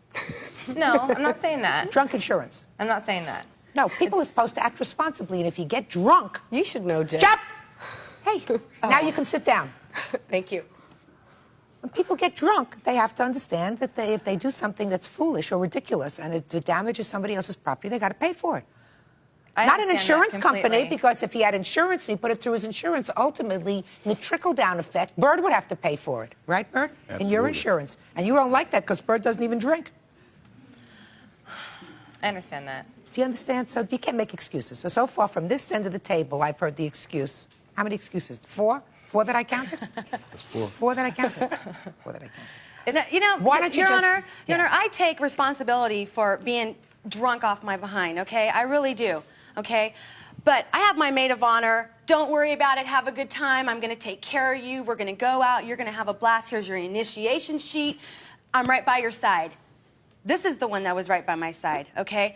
I offered this man payments, okay? I offered him $150 the first week of May and $150 the second week of May. And he told me, no, I want it all by next week. Miss Khan, you think that the person... Just listen to me. See, he had his car fixed. And they say to him, you don't get your car back until the bill is paid. You think that the guy would appreciate it if he said, well, I'm going to give you half of it now and half of it in June? No, I understand that. So, just, you know, since when did he become a partner in your misfortune? He is not a partner in your misfortune. But how do I know that the chip wasn't there before the glasses broke? Hold on a second. Listen to what you're saying. Judge Judy continues in a moment. Want justice? Call 1-888-800-JUDY.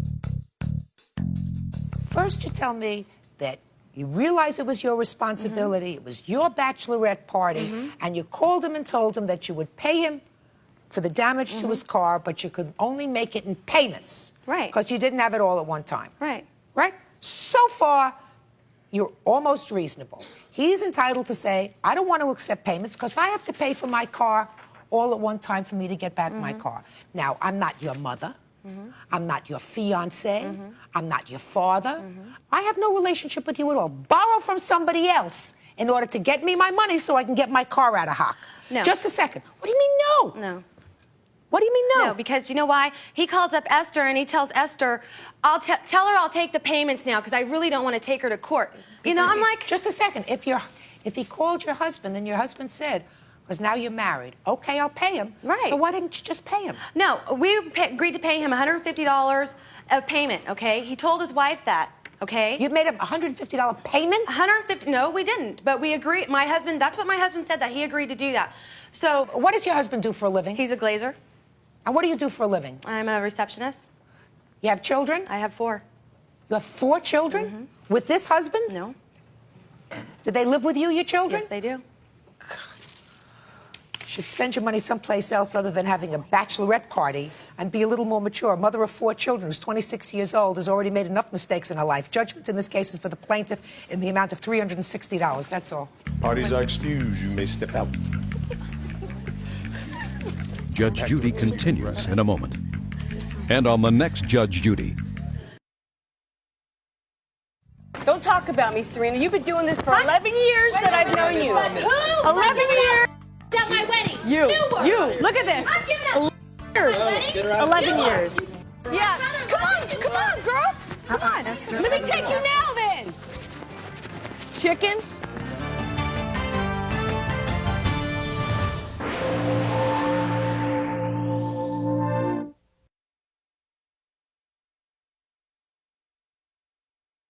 Wedding coordinator Mary Elizabeth Plunkett claims writer Mary Erickson Downs didn't pay for her flowers. Mary Downs says she didn't get the flowers she ordered, ruining her wedding day. Order. All rise. Quiet in the courtroom, please. Sir. Thank you. Yeah, this is case number 27 on the calendar in the matter of Plunkett versus Erickson. Parties have been sworn in, Judge. You may be seated. Gentlemen, have seats. Miss Erickson, you retained the plaintiff to prepare the flowers and arrange the flowers for your wedding. Right. So when she came to you, Miss Plunkett, did you discuss the flowers and did you discuss how much it would be? Yes. Did you enter into a contract? We verbally discussed things and she gave me a deposit. Now, the original agreement that you had with the defendant was for how much? Between $1,000 to $1,500. Well, whenever you deal with a vendor and you say between $1,000 and $1,500, it's been my experience that it's never $1,000, it's always $1,500. So the maximum that she was prepared to spend was $1,500, correct? Correct. When did you first tell her you were going over budget? The month before the wedding. Tell me about the conversation. I proposed at that time that we have 4-foot magnolia topiaries in the dining room. I'm not interested in the 4-foot magnolia. You told her it was going to be how much more money? She spent $300 on silk ribbon. Just a second. Did you tell her how much more it was going to cost her? I told her that we were going over budget. But you didn't tell her how much? I presented her with what I had spent and asked her for an additional amount of monies, which she gave me. Okay, and the maximum budget that she gave you was $1,500. And when you say you went over budget, you originally agreed to between $1,000 and $1,500. With a stipulation that I have $400 to $500 flexibility. You have $4 to creative problem. Just a second. With a stipulation that you had $400 or $500 creative budget margins. That was never told to me until well, between $1,000 and $1,500 is $500 flexibility. That's half the budget. So we come to the wedding, and how much have you paid so far? I paid her up to that point $1,300 that she had to work with. So you expected to pay her no more than how much? $200. Plus, I wouldn't mind spending a couple hundred more because I had asked for an apple tree and that kind of thing. So I expected maybe I'd be paying $400 more. So you expected a bill for, let's say, $1,800 to $2,000. Correct. $1,800 was kind of the maximum I expected. So say you expected to pay $1,800 because you asked for an apple tree, an absolute necessity at any wedding. Are you the husband? Get to the wedding, she delivers the flowers, and what happened? An hour and a half before my wedding, she comes into my room while I'm getting my makeup on and my hair done and gives me the bouquet, which was not at all what I ordered. I wanted something inexpensive, and we had discussed greens and just a few flowers, and it was like this huge, beautiful bouquet of 24 roses, and I was just shocked. And then she said, I need to talk to you privately. I've gone way over budget, and I'm really upset about this, and I don't know how to deal with it. How much did you actually go over budget? What kind of bill did you present to her on the day of her wedding? On the day of her wedding, I gave her a bill for a balance due of $1,422. And with that, I told her that I had given her a $500 gratuity, a generosity of my time. An hour and a half before my wedding, she gives me a bill that totals $2,722, which the maximum I had told her that week was... So, $2,722, listen to me, you had already given her $1,300, and you expected a bill for somewhere around $1,800. At the most. So this was about almost $1,000 over that. Yeah, $1,222. Oh, okay. I was in shock. Plus, I was already nervous just being a bride. I can work with anyone's budget. I notified her of that fact. That wasn't the problem. It was that last week when we had all these phone conversations back and forth, 3 or 4 a day, of additional amendments that she wanted, specific things that she had added that I was willing to comply with and like create. What? Like what additional things? A long list. It wasn't that long. It was a candle. It was something for our wedding candle, an apple tree. When you called her, did you ask her how much those things would be? Well, she told me approximately how much things were going to cost. But the thing is, I got to the wedding day, and well, for one thing, the first thing I was shocked by was my bouquet way over budget, $175.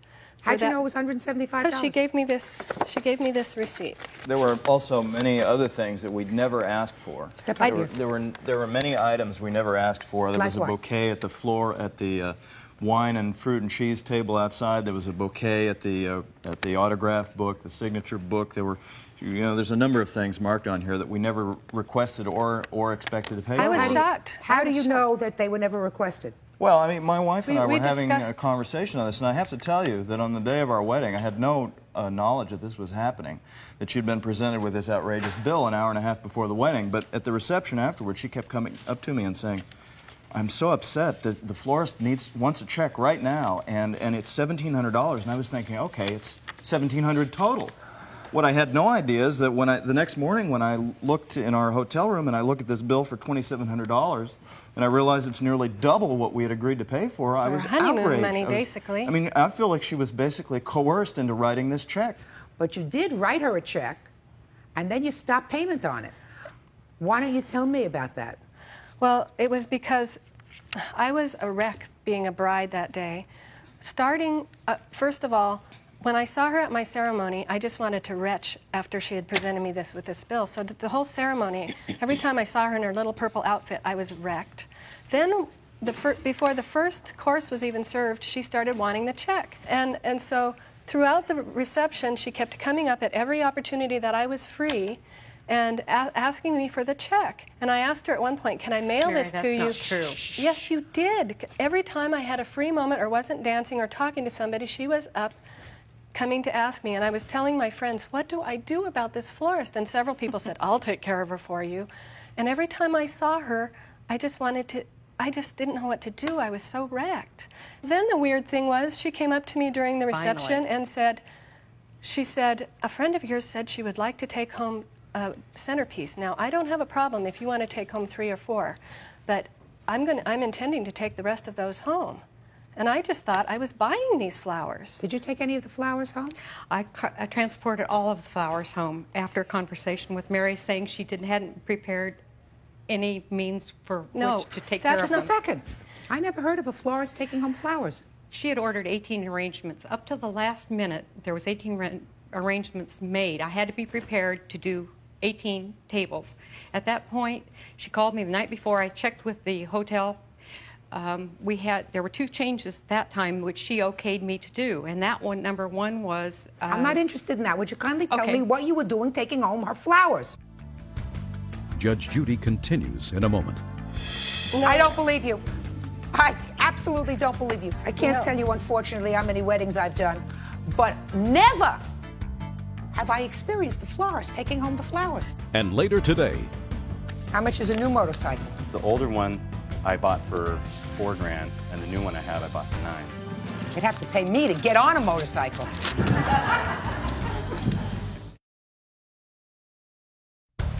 Real cases, real people. Judge Judy. Wedding coordinator Mary Plunkett wants Mary Downs to pay for her wedding flowers. Mary Downs says she got the order wrong. Miss Plunkett, to be honest with you, it sounds to me as if, because I read your complaint as well, that you made a little bit of a pest at yourself at their wedding. This isn't true. I went to her twice during the reception. Twice is too much. Twice is too much. I told her I objected to giving her the flowers without payment. Well, right now she'd been presented with a bill, and she didn't had any idea that she was going to get this kind of bill from you. She had no idea. We had discussed, no idea. Each time we talked to her that week, I said, we are way over budget. No, you She knew this. Miss Plunkett, being way over budget could be $100, could be $200, could be $300. You're a business person. And a business person is supposed to say, we are now over budget by $250. I need your approval for that. I did that, Your Honor, and she sent me $500 additional dollars. Yes. And then $500 more. So how much did she pay you all together? $1,800. Right. And then, right before the wedding, you called her and say, now we are way, way over budget. First we were way over budget, then we're way, way over budget. Did you tell her how much? I told her, because the things that she added last minute were so, like 2 days ahead of time, Your Honor. No way. You know what she did? The night before... And I'm outraged, quite frankly, Miss Plunkett, that you took these flowers home. I asked Mary the night before if I was to deal with this. No, and she said, please the go night ahead. before, I didn't even talk to you the night before, Elizabeth. You called me and gave me your room number. Just a second. Hey, Miss Plunkett, do you expect me to believe that the night before you spoke to this lady and said to her, I am going to take the flowers home and you can have them whenever you want them? Absolutely. You said that the night before? I told her. I don't believe you. I don't believe you. I absolutely don't believe you. I mean, I can't tell you, unfortunately, how many weddings I've done, but never have I experienced the florist taking home the flowers. No, I asked her if she wanted me to handle with the transportation of them. She informed me that she was Listen, going you away. got paid $1,800, and as far as I'm concerned, that's all you're going to get. Now, you have a counterclaim, and your counterclaim is really in the form of aggravation. If you have aggravation, then part of it is your fault. Before you enter into a contract with somebody to perform a service, you get it in writing exactly what it is. And when you have these conversations over the phone, I want a tree, I want something for my candle, and without saying exactly how much will that be, you run this risk of having a problem afterwards, and unfortunately, you run the risk of having additional aggravation on a very important day. That doesn't mean you're compensated for it. That means you're supposed to get smarter. But am I supposed to expect somebody coming in an hour before my wedding with a $1,200 over? I mean, just that insensitivity? Didn't you understand what I just said? Am I speaking English? When you enter into a contract for services, you're supposed to get it in writing. Right. All right? Your Honor, you were paid $1,800. That's all you're going to get. Mr. Downs wrote me a note, and he says, you are going to eat it. Miss Plunkett, you are a poor businesswoman. I know. And in addition to being a poor businesswoman, I do not buy your story about helping her out by taking the flowers home and being able... Please ask Michael what he was there to help me. He helped me install them. Just a second. I don't care whether he helped you install them. I have never... I don't need them. I have no use for them. What word don't you understand, madam? You don't believe me. I certainly don't. That's all. This case is dismissed. Parties are excused. You may step out. Well,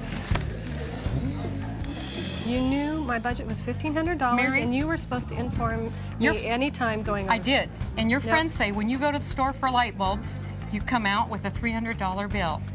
You spend a lot. That's not true. It's absolutely not Well, Patrick doesn't know that you about you. You did the wedding you wanted. I'm only married to her. And now the next case. Parties on Burroughs versus Trogdon. Step forward, please.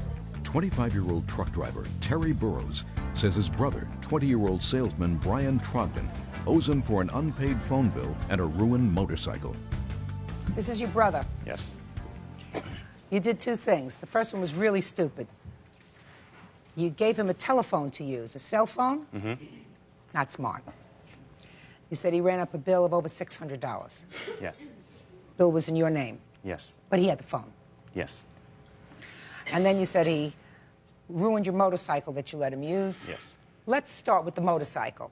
Why was he using your motorcycle? Because he had came back from Illinois. His motorcycle that he had in Illinois had been wrecked, and the insurance paid to pay off the loan. He was having troubles out there. I loaned him $200 to come back to San Diego to try and start his life over again. And I had purchased a new motorcycle, and I still had my second motorcycle. I let him use the second motorcycle, and you understand, I go, Brian, it needs some repairs on it first, and then once you get it, it's being used as collateral on the loan. I need to keep the full coverage on the insurance, and anything breaks, you fix it. And he goes, okay. And he did fix a couple things, got a new tire for it, got a new ignition for it, and then apparently he went up to L.A. when he was using the phone, and going up there, him and his friend were talking. I heard his friend talking, saying that he was racing up there doing like 90 miles an hour the whole time up there. And it's an older bike, and apparently on his way back, the engine seized. And I let him use the motorcycle just because he had nothing to use. His credit So how much did it horrible. cost you to have the motorcycle fixed? The motorcycle isn't fixed yet. I do not have the money to repair it. You have an estimate? Yes, I do.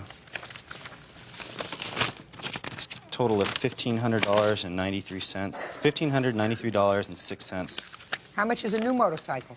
It depends. The older one I bought for 4 grand, and the new one I have I bought for 9. You'd have to pay me to get on a motorcycle. What are you laughing about? No, absolutely. Just nothing. the very thought of it makes you chuckle. Me too. Judge Judy continues in a moment. Just a second, what motorcycle were you using to pick up your I had girl- gotten a new one. You bought a new one? No, my ex-girlfriend had got it for me. Why would she get you a motorcycle? She knew I needed transportation at the time. Closed captioning, sponsored in part by Real Cases, Real People, Judge Judy. Terry Burrows claims his brother, Brian Trogdon, owes him for a phone bill and a ruined motorcycle. Okay, so now I have the estimated repairs on. You don't, sir, look at me. You don't deny that the engine on the motorcycle seized when you were driving it, is that correct? No, it seized while I was riding on it, but Okay. and then the first thing that I checked when it seized was I checked the oil, because that's the first thing, you know, and there was plenty of oil in it, so I had it taken to a motorcycle shop, and when the guy was loading it up, I asked him, I said, what can cause it? He said anything. He Anything? said, you know. It's probably true. And yeah, I admit, when I was going up to LA, me and my friend Micah would get a burst of speed, take off for a little bit, but it's not like I did 90 miles an hour the whole way there. Doesn't make any difference. Yeah. You had borrowed his motorcycle with the understanding you would take care of it while you were using it, right? Right? Yeah. It seized when you were using it. So you have to take care of it. Doesn't that sound right to you? Yeah. Your Honor? I mean, just a second, you're winning. Why don't you be quiet? All right. Well, let's get to the phone bill. You have some sort of a defense to this phone bill. You used this phone. You ran up a bill of over $600, right? You don't deny that those were your calls. And your whole defense is that he told you that you could pay $35 a month. Is that your defense? Am I reading that right? No.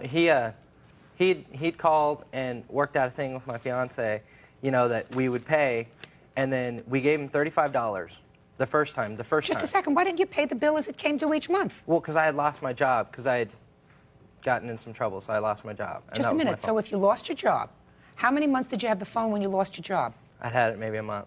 Are you telling me, sir, that you used a cell phone for $600 worth in 1 month? Is that what you're telling me? Yeah, it was long. No wonder you distance lost your call job. No wonder you lost your job. then. I took responsibility, and I told him I'd pay him. Well, we gave him $35. On almost a $700 bill, you gave him $35? Because he had told me that the phone had been cut off, and his minimum payment was $50 a month. Well, I couldn't afford to give him all 50 at once, so we gave him 35 to start with, and then about a week later, like it was just after I wrecked my bike and stuff like that, well, he called my house and he asked to borrow my motorcycle helmet, and I said, well, you know, I got to pick up Valerie later tonight, and I can't let you use it. Dad's here. Dad's helmet's here. Why don't you use his? Well, he's like, well, why Just don't a you use second. that? What motorcycle were you using to pick up your I girl? had gotten a new one. You bought a new one? No, I didn't get it. My ex-girlfriend had got it for me. Your ex-girlfriend, not this lady? No. Your ex-girl. Why would she get you a motorcycle? She knew I needed transportation at the time. Judge Judy continues in a moment.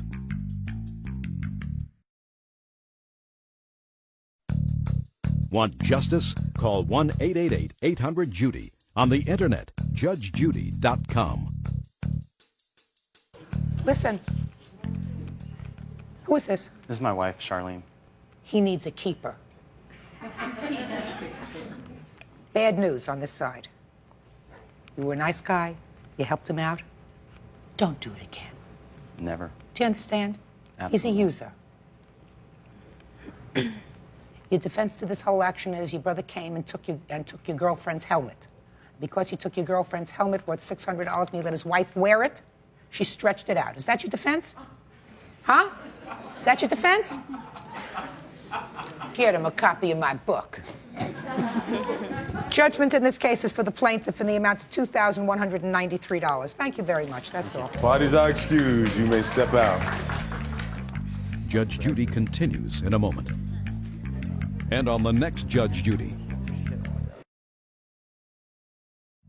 I don't think he'll learn from it. He hasn't learned in the 20 years of his life about mistakes and how to correct them. I don't know what it is. I mean, I mean, all the stuff I've done, my parents still talk to me and all kinds of stuff. My sisters still talk to me. Terry's just got to be the only person not to talk to me, and he's my only brother, so it makes me feel bad.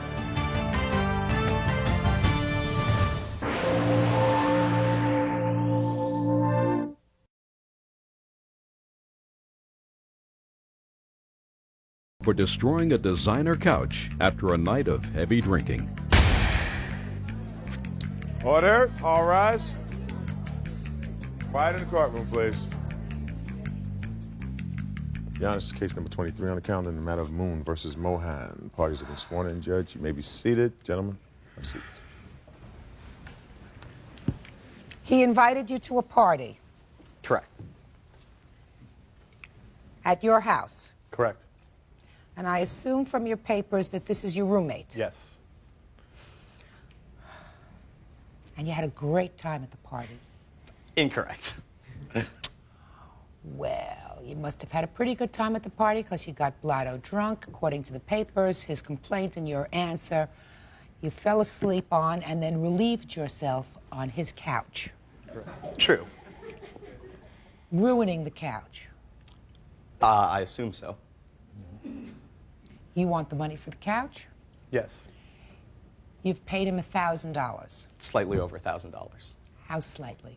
Yeah, I haven't calculated. It's something like $1,025. And you want more? Yes, the remainder plus aggravation and... Listen, everybody's aggravated. I'm aggravated. Bird's aggravated. Everybody's aggravated. But you don't want to aggravate me. That would be a very bad thing to do.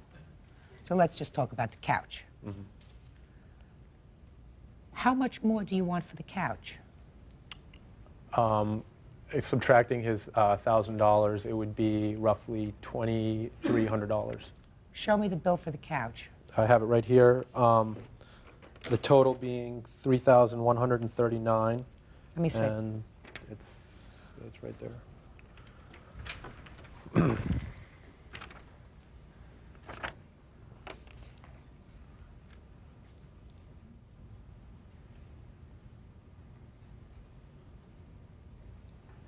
So to completely redo this couch, reupholstery padding, cost you $3,100. Correct. You must have had a lot to drink. I certainly did. So now, tell me your defense to this additional $2,000. I'm confused on a number of issues, but first of all, Gene, Alex's roommate, said it was going to cost roughly $3,000. I gave him $140 in cash, which I have a bank receipt for. I bought him a microwave oven on a credit card for $173 and some change. I did 1 day's work for him, helping him move his mother's apartment or something like that, which he said the fee would be $50 that he would deduct. And I also rented a budget truck to help him with that, which was approximately $50. And so that totaled somewhere around $400. He wanted more quickly. There was no way I could raise it. He insisted that I call my father to try and get the money from him. Gene and my father spoke over the telephone. My father said he was not going to pay $3,000. I guess Alex and my father spoke. My father said that they're being ridiculous in their demands, that he was going to handle this. Apparently, Alex agreed upon a sum of $625 because I have a check here for $625, a photocopy of a check. The note says, for John's accident, paid in full, written 1/30/98. Can I see it? You certainly can. And Alex cashed that check and signed it on the bottom, ostensibly to give to Gene. Now, I don't understand why Alex is suing me since it was Gene's property that was damaged. I further don't understand if the couch was so expensive that Gene insisted I sleep on that couch instead of the less expensive couch, which was downstairs. This couch was in Gene's room. I could explain that, Your Honor. It doesn't make any difference because nobody, how old are you? I'm 23. Because nobody anticipates that a 23-year-old man is going to pee all over a couch. So it wouldn't make any difference, sir, whether you slept on the upstairs couch or the downstairs couch. It's not something, we usually don't put a nappy on somebody who's 23. When his father sent you this check, did you see a notation, paid in full? It was on the bottom of the check. It said payment for the couch, and he said to me on the phone that he wanted this to be final, and I said, sorry, sir, but it won't be because there is more money owed. And he may believe that that was the final payment, but I had warned him that it wouldn't be because it was going to incur, as you can see on the invoice, additional money. That's not what I asked. That's untrue, Your Honor. Just a second. That's not what I asked you. So what you're saying is you saw the notation on the bottom of this memo that said, for John's accident, payment in full. You saw that? Yes. Then you should have returned the check. It was my responsibility to take care of this couch because it was my party and John was my guest. So that is why I had to I mean, I'm a student. I'm in graduate school right now. I'm on an extremely limited budget. Any monies that come in, I had to use towards replacing this couch because this couch had been put on a rush order. It was a gift for Jean's mother, and John had agreed the morning of the accident that yes, indeed, he would pay for it in full. And he has. Did you agree to that, sir? I said I would try and pay. I said we'd have to work out some sort of installment plan because I could not raise that $3,000 that quickly. Mr. Mohan. Yes. You think it's reasonable that he should be out of pocket $2,000 for your accident? I think it's unreasonable that he. First of all. No. Do you think it's reasonable that he should be out an additional $2,000 for your accident? Do you think it's fair? I paid what was agreed upon. Now, if he. Just a second. Yes. When was this couch purchased, sir? This couch was purchased in August of last year, one before, and I had it reupholstered in handmade linen to give to my mother. And there's a matching chair and ottoman that goes with it that does not match the couch anymore. Judge Judy will continue in a moment. I sent him this check with a special notation. Having received and deposited the same. Let me. There are a lot of does there. Huh? I don't like does, and I usually don't accept letters, but with all those does, I'm curious. And later today. Sir, listen to me. Right. Did you, how shall I put this in a genteel fashion? Did you finger gesture to him as you were passing him in the car? Real cases, real people. Judge Judy.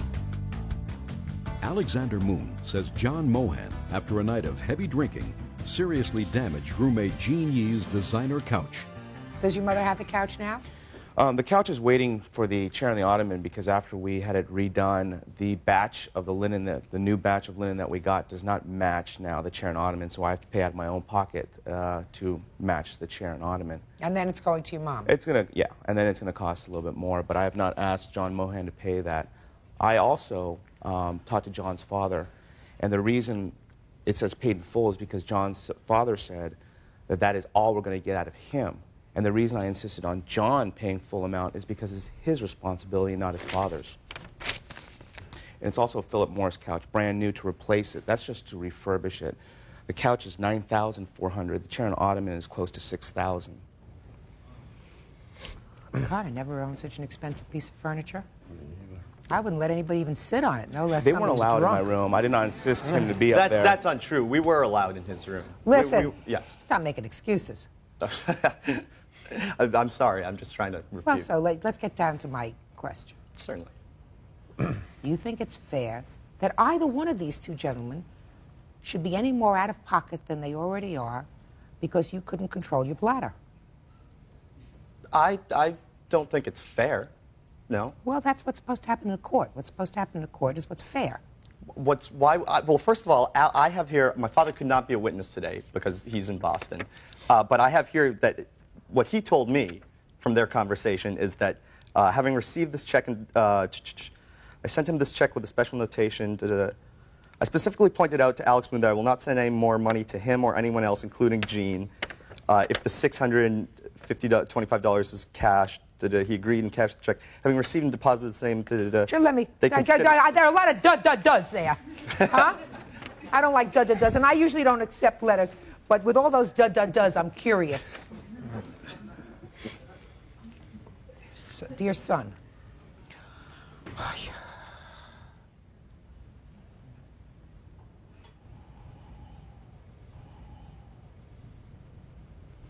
No, there's no question that if I called his father, according to this letter, his father would say that he considered his $625 payment in full. I, however, am considering it payment in full by his father. Exactly. Your Honor, I have a question. Because, Mr. Mohan, Yes. I think it is totally irresponsible of you to even question the fact that you damaged this man's property. This man's property. It's going to end up costing him far more than the additional $2,000 that he's requesting because he has to have 2 other pieces of furniture reupholstered. He's not asking to be compensated for that, although he very well could ask to be compensated for that. But it seems to me a 23-year-old man should take responsibility for what he does. Judgment in this case is for the plaintiff in the amount of $2,100. Thank you very much. That's all. If I excuse you, may step out. You know, I'm still taking a loss from this. I'm still feeling the effects of, you know, something that John had done. It severed a relationship, it strained our relationship, and I'm glad that it's finally over and we don't have to see him anymore. Our friendship is essentially finished. And now the next case. Parties on Show TV a Lot versus Valentine. Step forward, please. Loretta Shotivia-Rott and her 20-year-old daughter, Teresa, are suing Tim and Cynthia Valentine for kicking their car in a fit of road rage. Who were the drivers of these 2 cars? That would be Ramtin Mogadam. So you can sit down. You step up here. Sit down. You were driving? Yes, ma'am. Is your wife? Yes.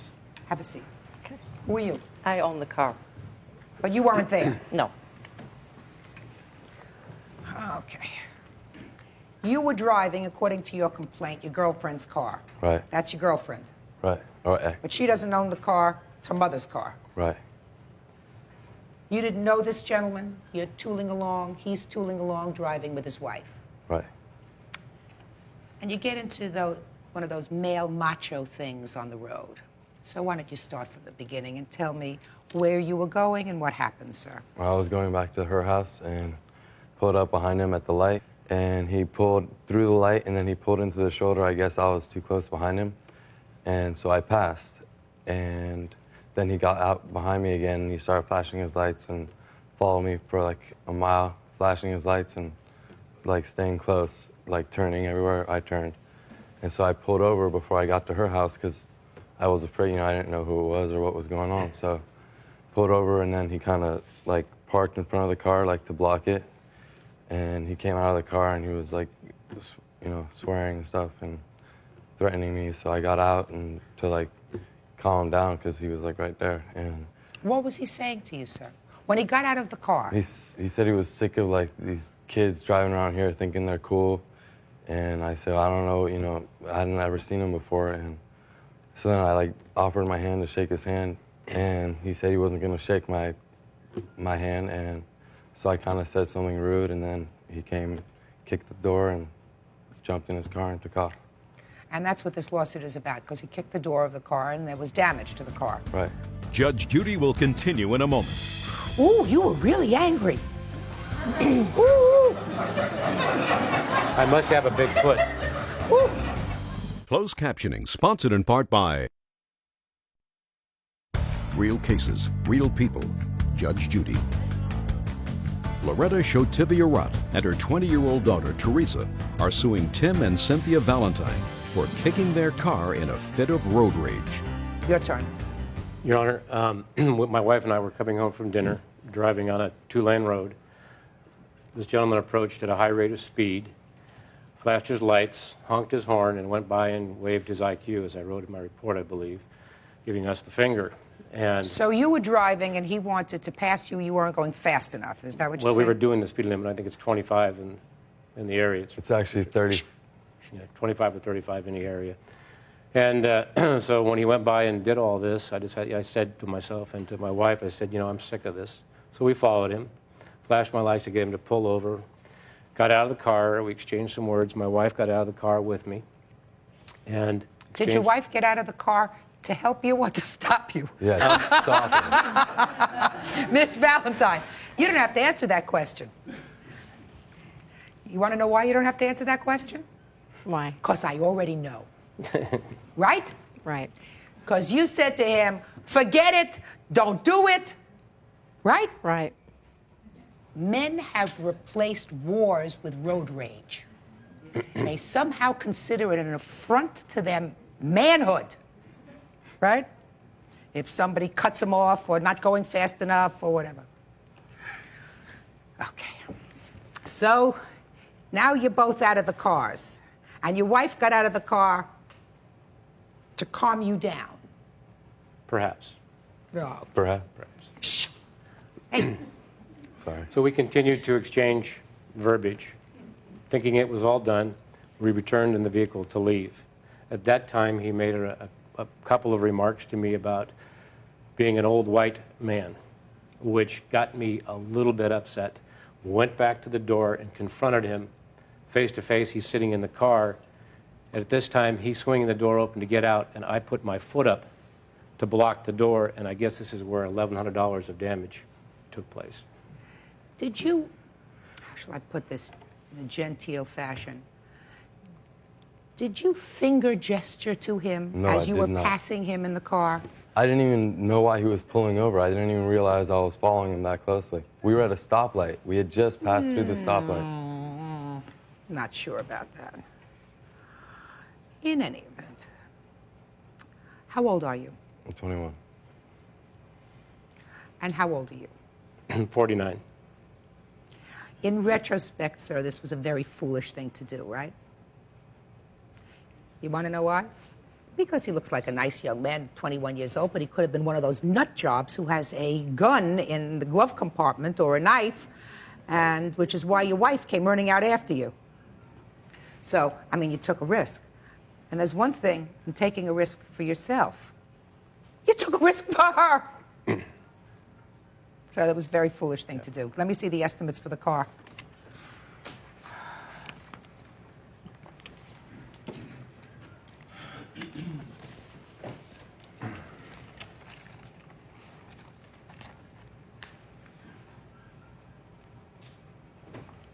You have any photographs of the car? Yes, I do.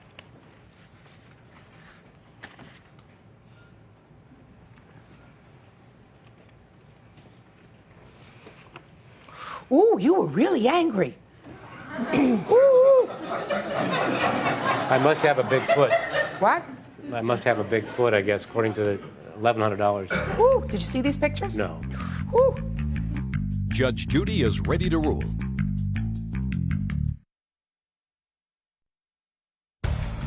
Want justice? Call 1-888-800-JUDY. Mr. Valentine, bottom line is you have to pay for the damage. You can't avoid paying for the damage. You did it, and you had no right to do it, and you shouldn't have been vigilante. But I want to talk to your wife for a second. Come up here. When you started to follow, when you saw that your husband started to follow him, what did you say to him? Do you remember? Not exactly, but probably don't bother. He's not worth it. It's not worth it. Because I didn't know it was a male in the car. She's right. Because he didn't even see me and I didn't give him a finger. Listen to me. Listen to me, sir. Right. You know, this is a good lesson for you. He's got to pay this bill. But it's a good lesson for you that especially if you're driving somebody else's property, Not to you're supposed to be responsible with it. Right? Right. Good. The estimate is $1,023 for the car. Your lawsuit requests $1,100, but you're not really requesting $1,100. You're requesting what it's going to cost to fix it, right? Mm-hmm. You got it, $1,023. Thank you, that's all. Parties are excused. You may step out. Judge Judy will continue in a moment. And on the next Judge Judy. The young man was very disrespectful. I guess it was, my fault for going up there. I just think I shouldn't have pulled over at all. I should have just lost him. I couldn't believe that someone could act so irrational. Be careful, there's a lot of crazies out there.